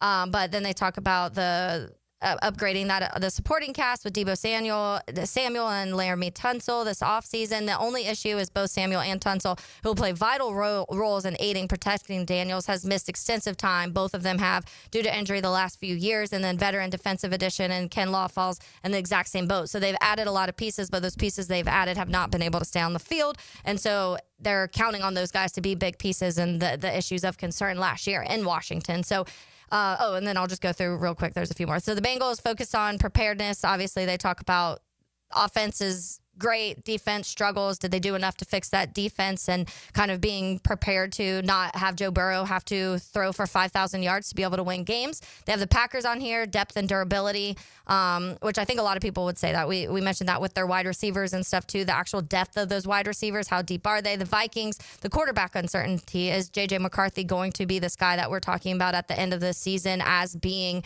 another one of these young quarterbacks that show flashes early on? And that's a big question mark for them because they got rid of a Sam Darnold. So of those, which one do you think is an actual big concern for one of those teams? I mean, I think there's a few. The Vikings for sure. Mm-hmm. You are putting all your eggs into the basket of a guy that, yes, you liked him coming out of Michigan. Harbaugh once famously said he was the best quarterback in that draft. But because of the injury, you didn't get to see him anything play at all last year. Yeah. and you decided to move on from the quarterback that got you at least as far as you did, as far as you went last year, which was the postseason. So certainly the quarterback, because that's the one player on the field that runs the show. And then, the Lions, I'm not saying that the Lions aren't going to make the postseason, but I do think having to replace for Dan Campbell to have to replace both the offensive coordinator and the defensive coordinator this offseason at the same exact time means that his focus has had to shift into both of those areas. And I do think, though, Jared Goff is a talented, seasoned, experienced quarterback. So offensively, things will probably be okay. But we know the Lions defense was ferocious. And even though they had so many injuries, they still had a really good season. And so the fact that Aaron Glenn is gone, I do think that if I was a Lions fan, or if I was a media member covering that team, I would be concerned a lot about the Lions defense. Yeah. And I think they're trying not to panic from the Lions media and fans I've talked to. They're like, it's fine. We have there's a lot of very good roster pieces and depth pieces on that team. And like you said, most of them are looking at the only reason that defensive fallout happened was because of all of the injuries. But you have to scoot that back up to like November, December is when those defensive struggles started to happen. And that was before all of the, other than Aiden Hutchinson, that happened in like week 5 or 6 or whatever that was. So outside of that, they really started to fall apart late November, early December, and the fallout of the defense already kind of started happening. And so I think that one to me is a huge one. You lose both of those coordinators to head coaching jobs. I think that's going to be massive in how they have to now prepare and do things. Dan Campbell's amazing. And so we will see how well Dan Campbell can kind of redo everything and push it out. But to me, it's hard not to list that one. It's also hard not to list the Bengals because I don't know if you can keep asking Joe Burrow to throw almost 50 touchdowns and 5,000 yards and only less than 10 picks and not be able to stop an opposing offense, especially in that division. And so I do think that when you are looking at the Bengals, the durability, the kind of being able to fix that defense and getting some of these young guys and the new additions on that defense to like quickly step up and be prepared to be able to actually stop anything, I think is really important. And then on the other side, I think Philly has to be the least worried. I know they lost a lot of pieces in the secondary, but to your point, there's way too many defensive pieces, and they just keep reloading on that side of the ball, too. Yeah, the Bengals, for people who don't remember, got rid of their defensive coordinator, and I'm sure they blamed part of the defensive issues with Maramo, and then now they have Al Golden, who is incredible. He is a really good defensive coordinator. Yeah, I know you're going to miss him on the college side. All right, we have a giveaway. We do. We have lunch to Chick-fil-A. Give us a call at 641-1010. Let's say caller number 4, and you will get a free lunch. Caller number 4, 904-641-1010. The Terminix Pest of the Day awaits on the other side. You are listening to Helmets and Heels on a Big Chief Tire Monday. They now have 6 locations around town. And when you go to WeKeepJacksRollin.com, you will see why. They have thousands of 5-star reviews. They are the best in the business. It's 1010X on 92.5 FM. Radio professionals. Facial. That's just me not being able to speak. Holy smokes. Yeah. Hey, buddy, I've only been doing this for 20 years. Achievers dash for... That's ridiculous. 1010XL. One more time, I promise. Ready to add some value to your day? The everyday deals at Sonny's have got you covered. Right now, you can get the pork big deal for 10, the pork and rib combo for 12, all you can eat ribs for $19.99, and our new loaded barbecue potato for $11. Available all day, every day. And that's why it's always Sonny's here. Sonny's Barbecue, local pitmasters since '68. Your home is more than walls and a roof. It's where you breathe, drink, and power through life. At Donovan Air Electric and Plumbing, we're here to keep it all running smoothly. From clean, cool air to clean water, reliable power to expert plumbing, we do it all. For over 35 years, families have trusted Donovan to make their homes healthier, safer, and more comfortable. Call Donovan Air Electric and Plumbing today, 904-270-COOL, where health meets home. Ready to ride the waves? Best Bet St. Augustine is turning up the heat with our Summer Splash promotion. We're giving away over $40,000 in cash and prizes, including a brand new 2025 Yamaha Wave Runner. From now through August 8th, every hour you play poker or table games earns you an entry to win. It all leads up to the grand prize drawing on August 9th. The more you play, the more chances you have. Don't miss your shot to make a splash this summer. Visit bestbetjacks.com for all the details. That's bestbetjacks.com. It's a Big Chief Tire Monday on Helmets and Heels. The best value for golf in Jacksonville remains Cimarron. Totally reestablished with new tee boxes, improved fairways and greens. Also a brand new restaurant with indoor and outdoor settings and live music. Join the Wild One loyalty program online at Cimarron Golf. When's the last time you played Cimarron? Cimarron Golf Club on 210, the Wild One. Tired of changing out bad sod year after year? Get it done right with Roundtree Sod. Big or small, they have it, and always supplied farm fresh. For a lush, legendary green lawn, call 7414-SOD for a free estimate. 7414-SOD. Collisions happen on every play in football. Collisions also happen every day on the road. If you need auto body repair, from a $30 job to a $30,000 job, trust San Jose Collision in Mandarin. Brackish Vodka, the spirit of the sportsman and proud partner of the Jaguars, is poured at Southern Coast Seafood, now open Mondays. Enjoy craft for $12.99 a pound on Tuesdays. Drink Brackish Wednesdays with $1 oyster on the half shell. Brackish Vodka is the first clean craft vodka made right here in Jacksonville for whatever your sport is. If your sport is crab at Southern Coast, your vodka is Brackish. Southern Coast Seafood, now open Mondays. Brackish Vodka, proud partner of the Jaguars. He used to cover the Jags. Now he's a CBS Sports senior NFL writer. Well, I believe you got everybody's attention. He's Pete Prisco. Friday afternoons on The Frangie Show. Brought to you by Showtime Sports Cards and Collectibles on 1010XL. Mike Dempsey, and now's the time to get your roof hurricane ready with Apex Roofing and Contracting of Jacks Beach. Look, our rainy season is no joke, and if your roof's got damage, leaks, or it's just plain worn out, don't wait.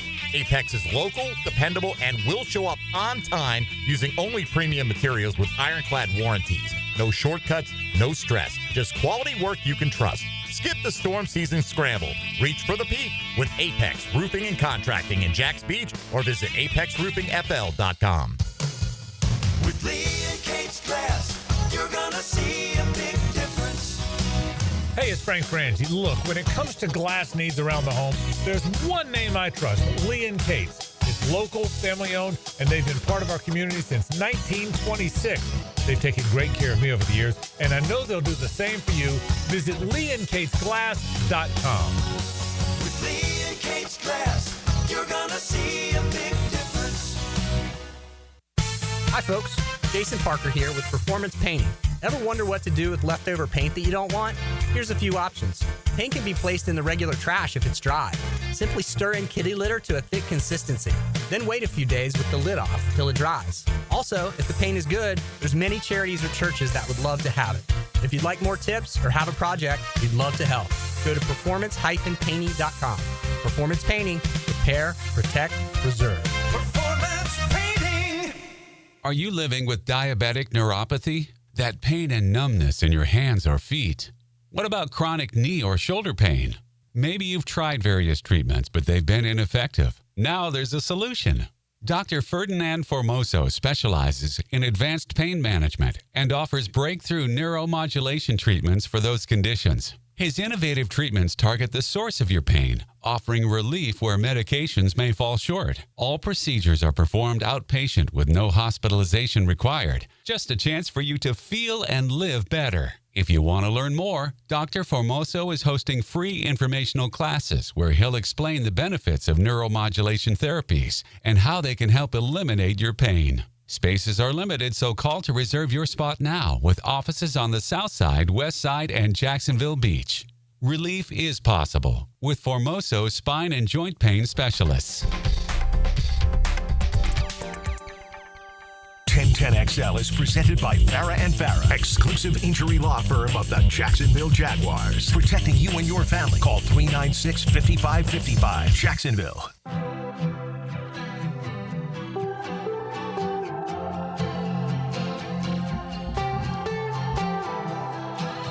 Dahl is here. RJ Saunders is here. I'm Lauren Brooks with you. Time now for today's Terminix Pest of the Day. If you have any sort of pest issues at your home, certainly any termite issues, even if you don't have pest issues, but you have mosquitoes in your yard, of course, this time of year, you will have mosquitoes in your yard. Make sure you contact our friends at Terminix. You can find them online at Terminix.com, Terminix. They came and sprayed our house for mosquitoes and certainly took care of any other issues that we may have around the outside of the house. And they take care of Everbank Stadium, ViStar Ballpark, ViStar Veterans Memorial Arena, all of your favorite event venues around town. They do such a great job. All right, today's, I feel like a lot of times the pests of the day are on the sad side, Taylor. Today's is sad. It's Parkinson's disease for robbing Dave Parker of the opportunity to be in Cooperstown next month when he would have been inducted in the Baseball Hall of Fame. And I suppose you could also lump in the fact that baseball waited, considering he was 74 years old. Why wasn't he inducted before now? But he did pass away over the weekend, less than a month before he would be inducted. That was July 27th, or will be the July 27th. From what I read, his mind was still in perfect working order, but his body was failing him, and he prayed every day to try and make it to the induction. And even if he couldn't make it physically to Cooperstown, he wanted to be alive and hear his son give the speech on his behalf. And so it just, it's really upsetting for people who don't know. Former MVP, 7-time All-Star, 3-time Gold Glove winner, 2-time batting champion, and 2-time World Series champion. He was also known for his ego, I'll say, off the baseball diamond. He created the phrase, "When the leaves turn brown, I'll be wearing the batting crown." I'm not a baseball historian necessarily, but anytime anything baseball happens, immediately ask Brian, fill me in. And he said, certainly one of the best Pirates to ever do it. And immediately I knew then Frank would tweet and talk about the Cobra.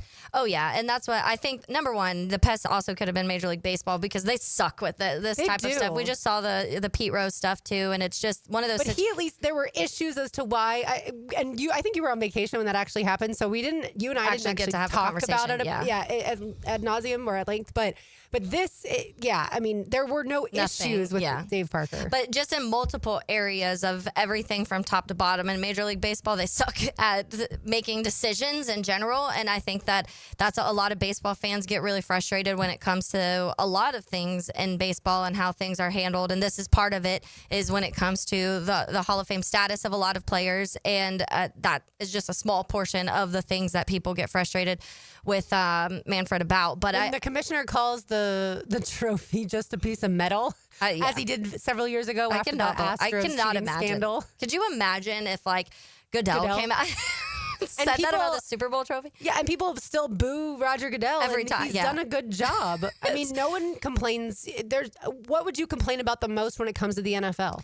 Personally, probably their lack of discipline when it comes to domestic violence and assault. That'd be my biggest thing. And that's certainly a valid one. I don't think, to your tangent on Friday, I don't think that they're uniform when it comes to that stuff. I don't think suspensions, fines, I don't think they're uniform in general. Those two things stick out to me because obviously it hits close to home with me, and we've had too many things I feel like be ignored or not punished enough.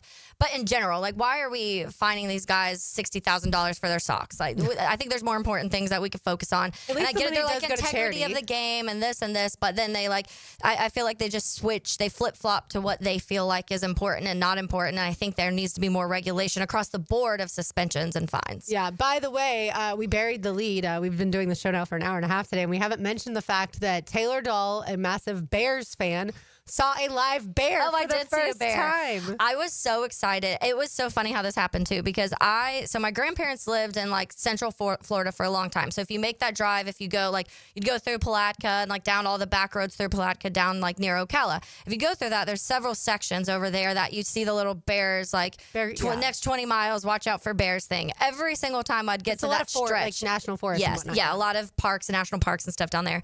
And so every time I would get to that stretch, I would be on the lookout for a bear. I want to see a bear. Never would see one. Night, day, whatever the situation may be, never saw it. So I'm telling my brother that story, and my brother's driving. I'm with my brother, my sister-in-law, my 2 nephews.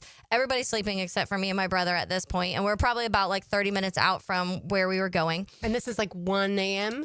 Yeah, probably right around 1 a.m. And so I'm telling my brother the story, and I was like, I just want to see, because one of those bear signs popped up, and I was like, ooh, bears. I always try and find these, never can. And so my brother, I'm also on the passenger side back seat, and my brother's obviously driving. And so I see my brother neck almost break looking out his window, and he goes, I think that was a bear. And I was like, turn around. Turn around right now. And so he turns the car around. The bear sees us turning around, so the bear gets spooked and runs away. And I was like, no, but I did see it for a second, and it was so cute and fluffy. And it's not so cute and fluffy, but it's so cute and fluffy. Children do not approach said bears. Actually pet the bears. But so then I was like, oh, well, I did see it. At least I saw one, So we go around, we turn when we have to go a little bit back down to make an actual turnaround because he has a big truck. And so we turn around, we get back, and the bear's back over. Like he was definitely going through someone's trash. And so he's like back, like kind of sneaking back up to the trash can, and we stop. And my brother turns the lights off at this point. We kind of pull over, and I was like, oh my gosh, it's so cute. So he's standing out there, and he's like paused, like frozen in the yard, just looking at us. So I roll the window down in the back, and I'm like doing one of the like, come here.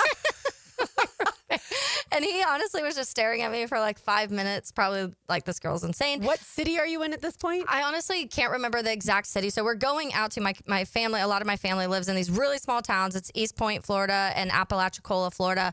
Tiny towns, like right along, probably like an hour and a half before you get to Panama City, along the coast. And so to the point where, like, when I say small town, my cousin's graduating class had 49 people in it, in that very tiny town.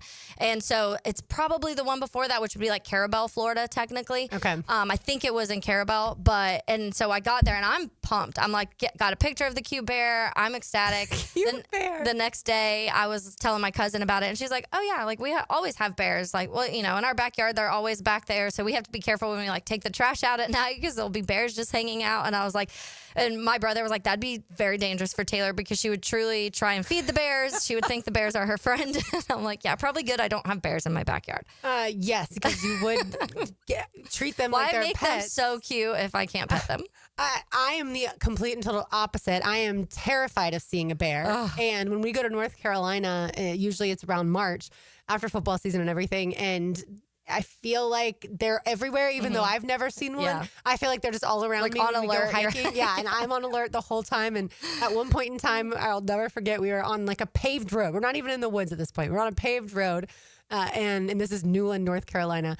So kind of farther north than like way farther north than like in Asheville. But we're walking along, and I'm like, oh my gosh, Brian, is that a bear?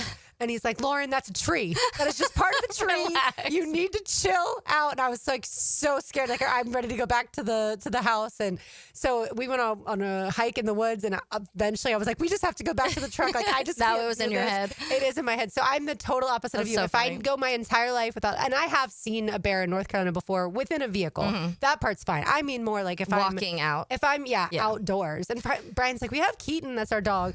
I'm like, the bear's gonna eat Keaton. And this is what my nightmares are made of. But yeah, we had to share the bear story. I love that. So cute. On the other side, LeBron James had an interesting statement or two to make over the weekend. We'll get RJ Saunders' opinion of that. Also give a couple shout outs to both the Jumbo Shrimp and the U.S. men's national team. That's all next. One segment to go here on Helmets and Heels. As always, it's a Big Chief tire. You can find them online at WeKeepJacksRollin.com. Had the best time there for the grand opening of the new Mandarin location on San Jose Boulevard. You can find them online, like I said, WeKeepJacksRollin.com. It's 1010XL 92.5 FM. More Jaguars, more prep sports, more Gators, more Knowles, more dogs, more golf. Plus original podcasts from your favorite 1010XL personalities. 1010XL.com. This is Mark Nato. My sons and I have seen the doctors and PAs at Southeast Ortho for everything from lumbar spine stress to elbow tendonitis. Southeast has always been there, been truthful, and always been on point. Everything they say happens. We can't thank them enough for what they've done and the great care that they have taken of our sons. Relieve pain and get back to life. Southeast Orthopedic Specialists. Hey, Jacksonville, need a fence and ready to save? At Superior Fence and Rail, you'll lock in 5% off your fence project when you sign by the end of July. A limited time offer for savings and peace of mind this summer.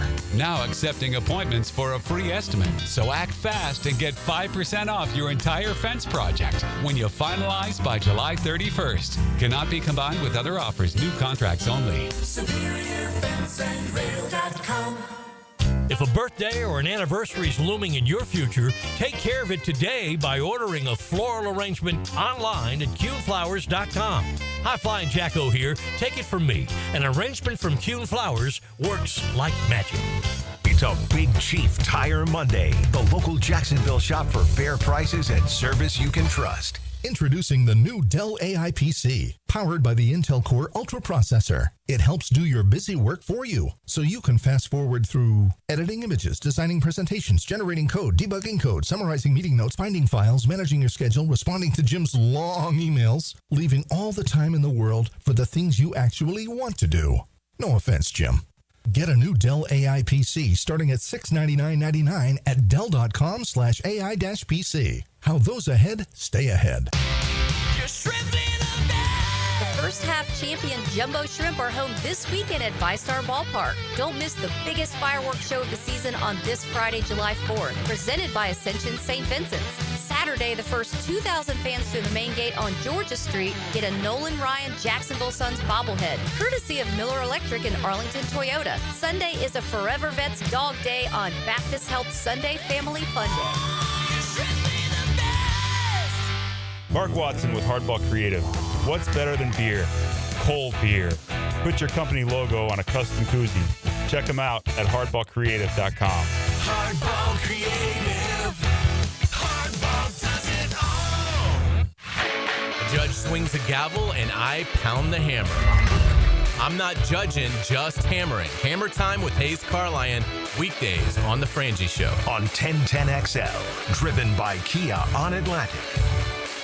Lucas Tree Service is a certified arborist and a local family-owned business with over 45 years of experience. They specialize in tree removal, trimming, and stump grinding for both residential and commercial properties. Get prepared for storm season and receive top-notch customer service from Lucas Tree Service, 904-241-3533. Online at lucastreeservice.com. Hayes Carlyon here. If you're shopping for a new ride, you've got to check out Atlantic Infinity.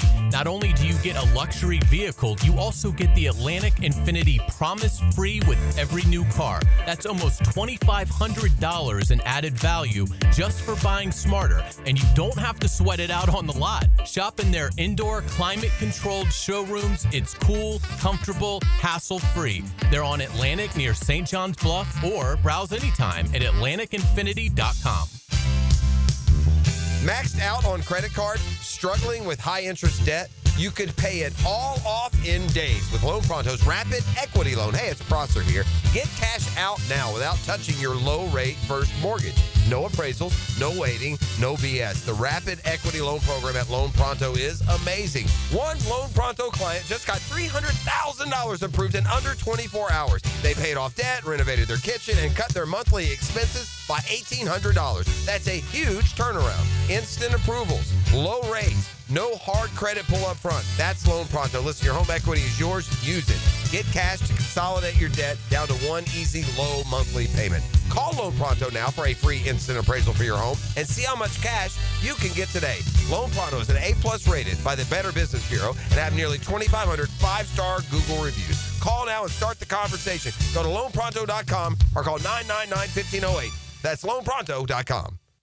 Need the right tools for the job without the full-time price tag? Tucker Equipment Rentals in Neptune Beach is what you need when you need it. From heavy machinery for commercial projects to weekend projects at the house, we've got you covered. We've been serving Jacks for 50 years. Visit Tucker Equipment Rentals in Neptune Beach, just behind Aqua East Surf Shop, or call today. We also have event rentals too. Tucker Equipment Rentals. Tools you need without the price tag of purchasing. Hey, this is Coach Jason Gibson of your Jacksonville Sharks. I know the importance of a strong game plan, and that's exactly what I've got with Clay Solar Installation Partners. They did the install of the solar panels at my house, and I couldn't be happier.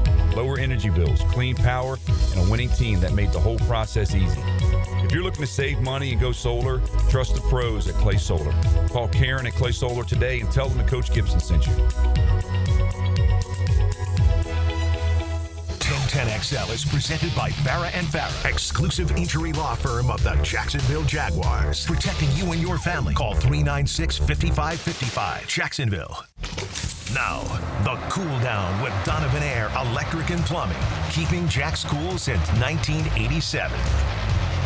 I wanted to mention one thing because I said this, I think it was last week in one of our conversations, and now that the news has popped back up, if you missed it, the trade with the Pittsburgh Steelers and the Miami Dolphins, Jalen Ramsey is headed to Pittsburgh, and so we will see how, and Jonnu Smith also, and then now the Miami Dolphins are looking for a tight end, they said, after trading theirs. And then Minkah Fitzpatrick headed down to Miami along with a late-round pick.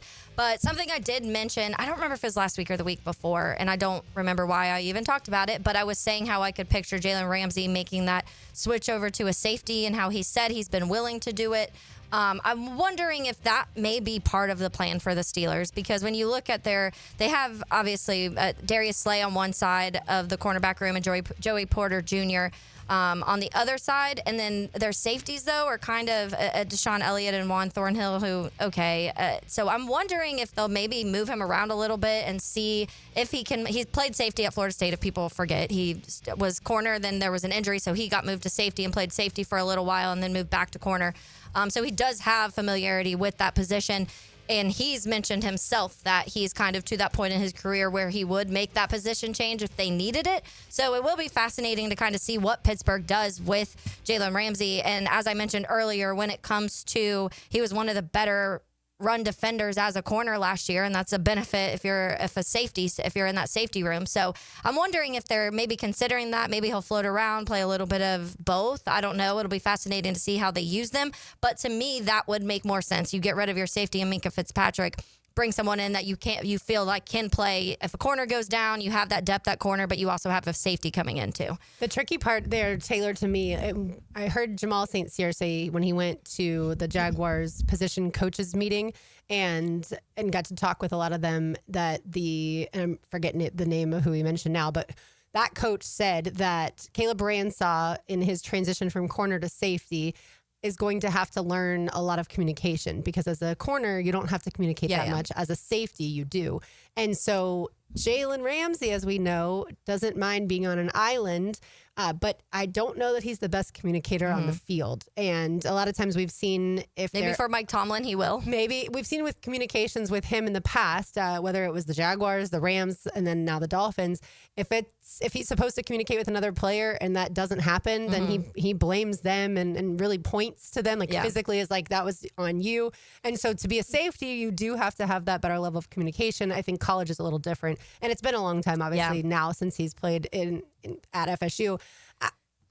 The Steelers it does feel like they are expecting good things this season with all the different moves that they've made, acquiring DK Metcalf, now Aaron Rodgers, Jalen Ramsey. They're pushing all their chips in. I just don't know if the aging chips that they're pushing in is necessarily the best strategy. Especially for longevity. Exactly. So, Taylor, you and I are not the biggest LeBron James fans necessarily.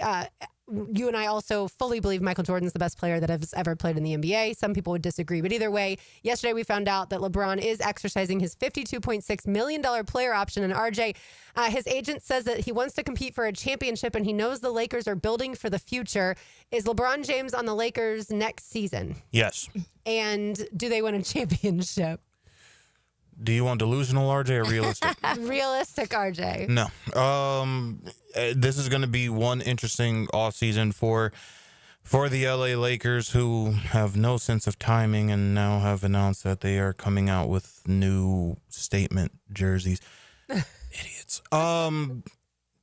I don't know what the Lakers are going to potentially do. I think a lot of this is going to surround Dorian Finney-Smith. What he elects to do, is he going to take a shorter-term deal to stay in Los Angeles, or is he going to go to Houston, which is the reports right now, and the Lakers are bracing that he'll take a deal with the Houston Rockets, and now you have cap space to now go out and acquire probably more talent, but you do need to figure out your center situation, though. And I understand DeAndre Ayton has been a guy that now got bought out as of yesterday. And if you talk to my basketball group chat, it's DeAndre Ayton, come on down. You're the next contestant on Who Wants to Be a Laker?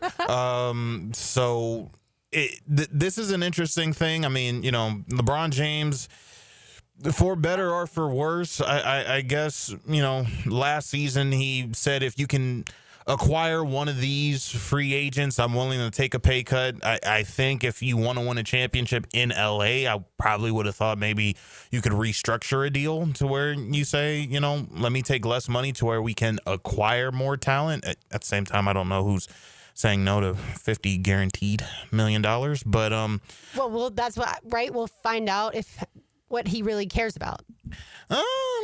It seems to me that he cares about winning a championship, so he says, but he's But just his not. actions are he's taking the $52 million. Lauren would take the $52 million if it was handed to her. I mean, I would. He already has I would, and I have championships. $10, so $52 million. But I mean, for your quote unquote legacy that LeBron's so worried about, he's been talking about his legacy for the last 10 years. Mhm. If he truly is caring about winning, you do what Tom Brady has done in the past or used to do, and that is take a little bit less in order to get better pieces around you to go after one more championship, and then that way your son gets a championship technically too. But if obviously he exercised the deal for the $52 million, so he cares more about money. Yeah, it's funny because when this first came out, the media, I saw two complete different reactions to it. I was seeing the reaction of, okay, this is the only time he's ever done this, so maybe this is he wants to retire after this. One more year, LeBron's done, he's kind of made that decision. And then the other side that I was seeing was like, no, he just wants to leave the Lakers and he doesn't want to be in. And then obviously, I guess there's three sides because there's the side of he wants to stay and just win a championship in the Lakers. But the two main sides I was seeing were the ones of, okay, does this mean he's done and he's going to retire? Or does this mean he wants to go somewhere else and play somewhere? And I saw a stat pop up, which I didn't realize this, RJ, from this year. The fourth quarter stats in round one for the Lakers this year. In game 1, he had 4 points in the fourth quarter. In game 2, he had 6. In game 3, 0. Game 4, 0. In game 5, 5.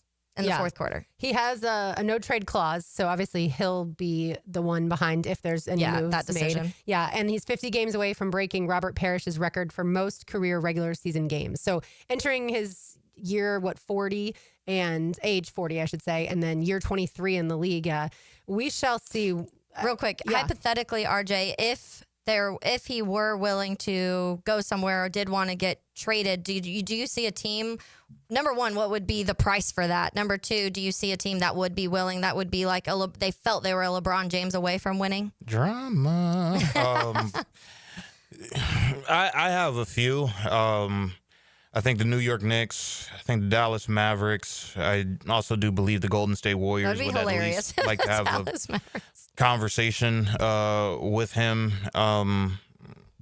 I don't rule out the possibility that he would want to go back to Cleveland with how open the East is going to be going into this next season. I'm going to go with what Bobby Marks said, and I kind of agree with it. It would be bad business if you're a team that's going to say we want to get in the LeBron James sweepstakes and essentially mortgage our future for a guy who may be here for 1 or 2 years. Now, if he's a free agent, that's a completely different story, and I don't have to give up any sort of assets, although maybe the Lakers would want to do a sign and trade or something like that just to try to recoup some assets back. Or maybe they say, listen, we have Luka Doncic, we'll be able to kind of reshape the roster multiple times over for the next 10 to 15 years. That's something we'll definitely see. But I do see a couple of those teams, that I just named that will probably be in the mix for LeBron James. If it's not this season, then maybe next year. What?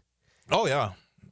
Now, I mean, on a shorter term deal, they may say, like, listen, we're not going to pay you $50 million. We're not going to pay you X amount of dollars. If you can take less money to where we can build a team around you. That's why I think a team like Golden State would probably be the only team that say, we'll move heaven and earth to get you. I think for a while that, LeBron James has wanted to play with Steph Curry. That's just been my opinion. So yeah, I would hate that. It's absolutely in my opinion, it is the most wonderful time of the year because it is NBA free agency. And the thing we are going to see most is drama. So I'm ready for all of it. But I mean, LeBron James, the self-proclaimed king, is also the self-proclaimed king of passive aggressive comments. So he's done that since Miami. If they don't do this, I'm gone. He did it a lot in Cleveland. The comment after they lost to the Utah Jazz on a game winner, we're too top heavy. What did the Cleveland Cavaliers do about 48 hours after he made that comment? They traded everyone and just got all young guys, on that roster. So the Lakers have done it several times with LeBron where they've gotten him what they've wanted, but you understand it, and I think everybody listening understands it more times than not. You want to be in a place where you feel wanted. They brought in a new young guy, a fresher piece, and LeBron James is probably saying, hey, what about me? Yeah, we're over you, bud. And so, is there a green-eyed monster there? Maybe, but at the same time, if you're willing or wanting to compete for a championship, maybe there were several other options and ways in which you could have done this, whether that's just all out leaving LA or maybe taking less. But I don't put all the onus on LeBron. I also put it sort of on Rob Pelinka. He really doesn't do much, and that's the lovely circle of the Los Angeles Lakers. We say fire Rob Pelinka, then he gives us Luka Doncic, and then you sign him to an extension. What a wonderful world we live in. So let's see what happens. I mean, I think the Lakers, with him opting in, you can't do much. If Dorian Finney-Smith goes to Houston, you'll be able to do a little bit, but I don't think it's going to be enough in the Western Conference, which is now only going to get tougher. If the Lakers are looking to win this year, then LeBron James should have attacked this rather differently than he did. And also, Rob Pelinka should have attacked this a lot more. But if you're saying that you're going to fight for the future, say that and let LeBron know that that's what you're going to do. If not, then who's to blame? I don't know. It's the Lakers world. We're all delusional Lakers fans. I love it. All right, I have 2 shout-outs. One to the Jumbo Shrimp. Jacksonville recorded its first 9-inning no-hitter in 20 years in a 15-3 win. Yes, you heard that correctly. They didn't allow any hits. They were crushing it. But they did allow 3 runs. So that's very interesting. That's the fun part. And by the way, the Jumbo Shrimp International League Championship Series ticket package is on sale now. And so you can buy those tickets. And the other shout out to Matt Freese, the U.S. men's national team goalkeeper. He blocked 3 out of 6 PKs last night as the United States beat Costa Rica after being tied 2-2 at the end of regulation. And now we have the semis of the Gold Cup Wednesday night at 7 o'clock. Going up against Guatemala. I will be locked in. I hope everybody else will be as well. Let's say hello to Josie. Now, the 2-minute drill. Serviced by Cool Cats Heating and Cooling. Locally owned and operated. We're your neighbors. CoolCatsJacks.com. The coolest cats in town. Joe, how many hot dogs will you eat on Friday? Well, first Thursday, because we're having a cookout here, and then Friday. That sounds good. I know. We just went through, remember we did, what was it, Father's Day? We did chili dogs and cheeseburgers. Mm-hmm. Delicious. And I probably ate a couple cheeseburgers, a couple dogs, but I don't think, in one sitting, I can't go too deep on hot dogs. Then if I go, say, let's just go 3 hot dogs, okay? If I go past that, I start thinking about what's really in them. Okay? You are not Joey Chestnut. And then you never want to know. You never want to know. Yeah, I feel like that's what the 4th of July these days is synonymous with, and that's the hot dog eating contest, because Joey Chestnut didn't get to participate last year, and he does this year. I will not watch a second of it, but I'm sure I will see on social media the record amount of hot dogs he consumes. The one thing that I always turn away from is wet bread. Okay? Yeah, I know I can't. They dunk it, and it's just, I can't do it either. But I do love the intro. The dude who introduces all of them is just awesome. I love that guy. Joe, how do you feel about the nickname Big Dumper? At first I looked at him like, whoa, TMI. I'm like, TMI. And then, there's certain things that just kind of too many hot dogs. It just make you want to know more. And so when I saw it, I'm like, I love that. So anyway, I'm in. It's hilarious. I say that. He was up on the TV right now, Cal Raleigh. He's been insane this year. We talked about him a couple weeks ago. He was my tangent. He's just on an absolute tear right now. Yeah, he really is. And it's so funny because things that get stuck up in the great Northwest, it takes us forever to really lock in on and see Ken Griffey Jr. or anybody else up there forever. And anyway, he's a good story. And any of these guys that are just jacking him out of the park, him included, it's great. And we normally reserve it to Judge and Ohtani. Those are the 2 that we bring up all the time. But this is a former Knoll that's getting his love. Absolutely. What's coming up? So we're going to talk a little college football and try and project some numbers as far as the Jaguars are concerned, the wide receivers. What type of numbers can they put out there? But then there's one other thing that we're at least going to jump in on, the wide receivers down in the Bahamas having a good time. So we'll talk a little bit about that, whether they're having more fun or whether they're actually getting the work in. And the other thing is, today is the first day that you can get in a shuttle here in Jacksonville, free of charge, without a driver. I saw that. Would you do that? It's a little scary to me, honestly. So funny story. I was at Publix like a few weeks ago. A guy was standing there. It was pouring down rain. And so normally, kind of people stand under that outside to wait for it to calm down a little bit. He drives his car, like he gets on his app, pulls his car up, no driver, it like automatic, like remote control pretty much pulls his car up to the front. I'm like, the logic's cool, but I don't know how much I trust that right now. Maybe eventually. Let me have some other people get in it first. They're giving you these, whatever the shuttle is, I don't know how big it is, but they're giving you rides for free. That's even worse, okay? That's scary. Okay, I'd rather pay for it knowing that there's some insurance that I have. Anyway, we'll ask fans about that today. All right, sounds good. Thanks, Joe. We'll be listening. Thank you. All right, that'll do it for us today. For Taylor Dahl, for RJ Saunders, I'm Lauren Brooks. These heels are made for talking. We will talk to you tomorrow, but don't go anywhere. XL Primetime is next. One of these days, these boots are gonna walk all over you.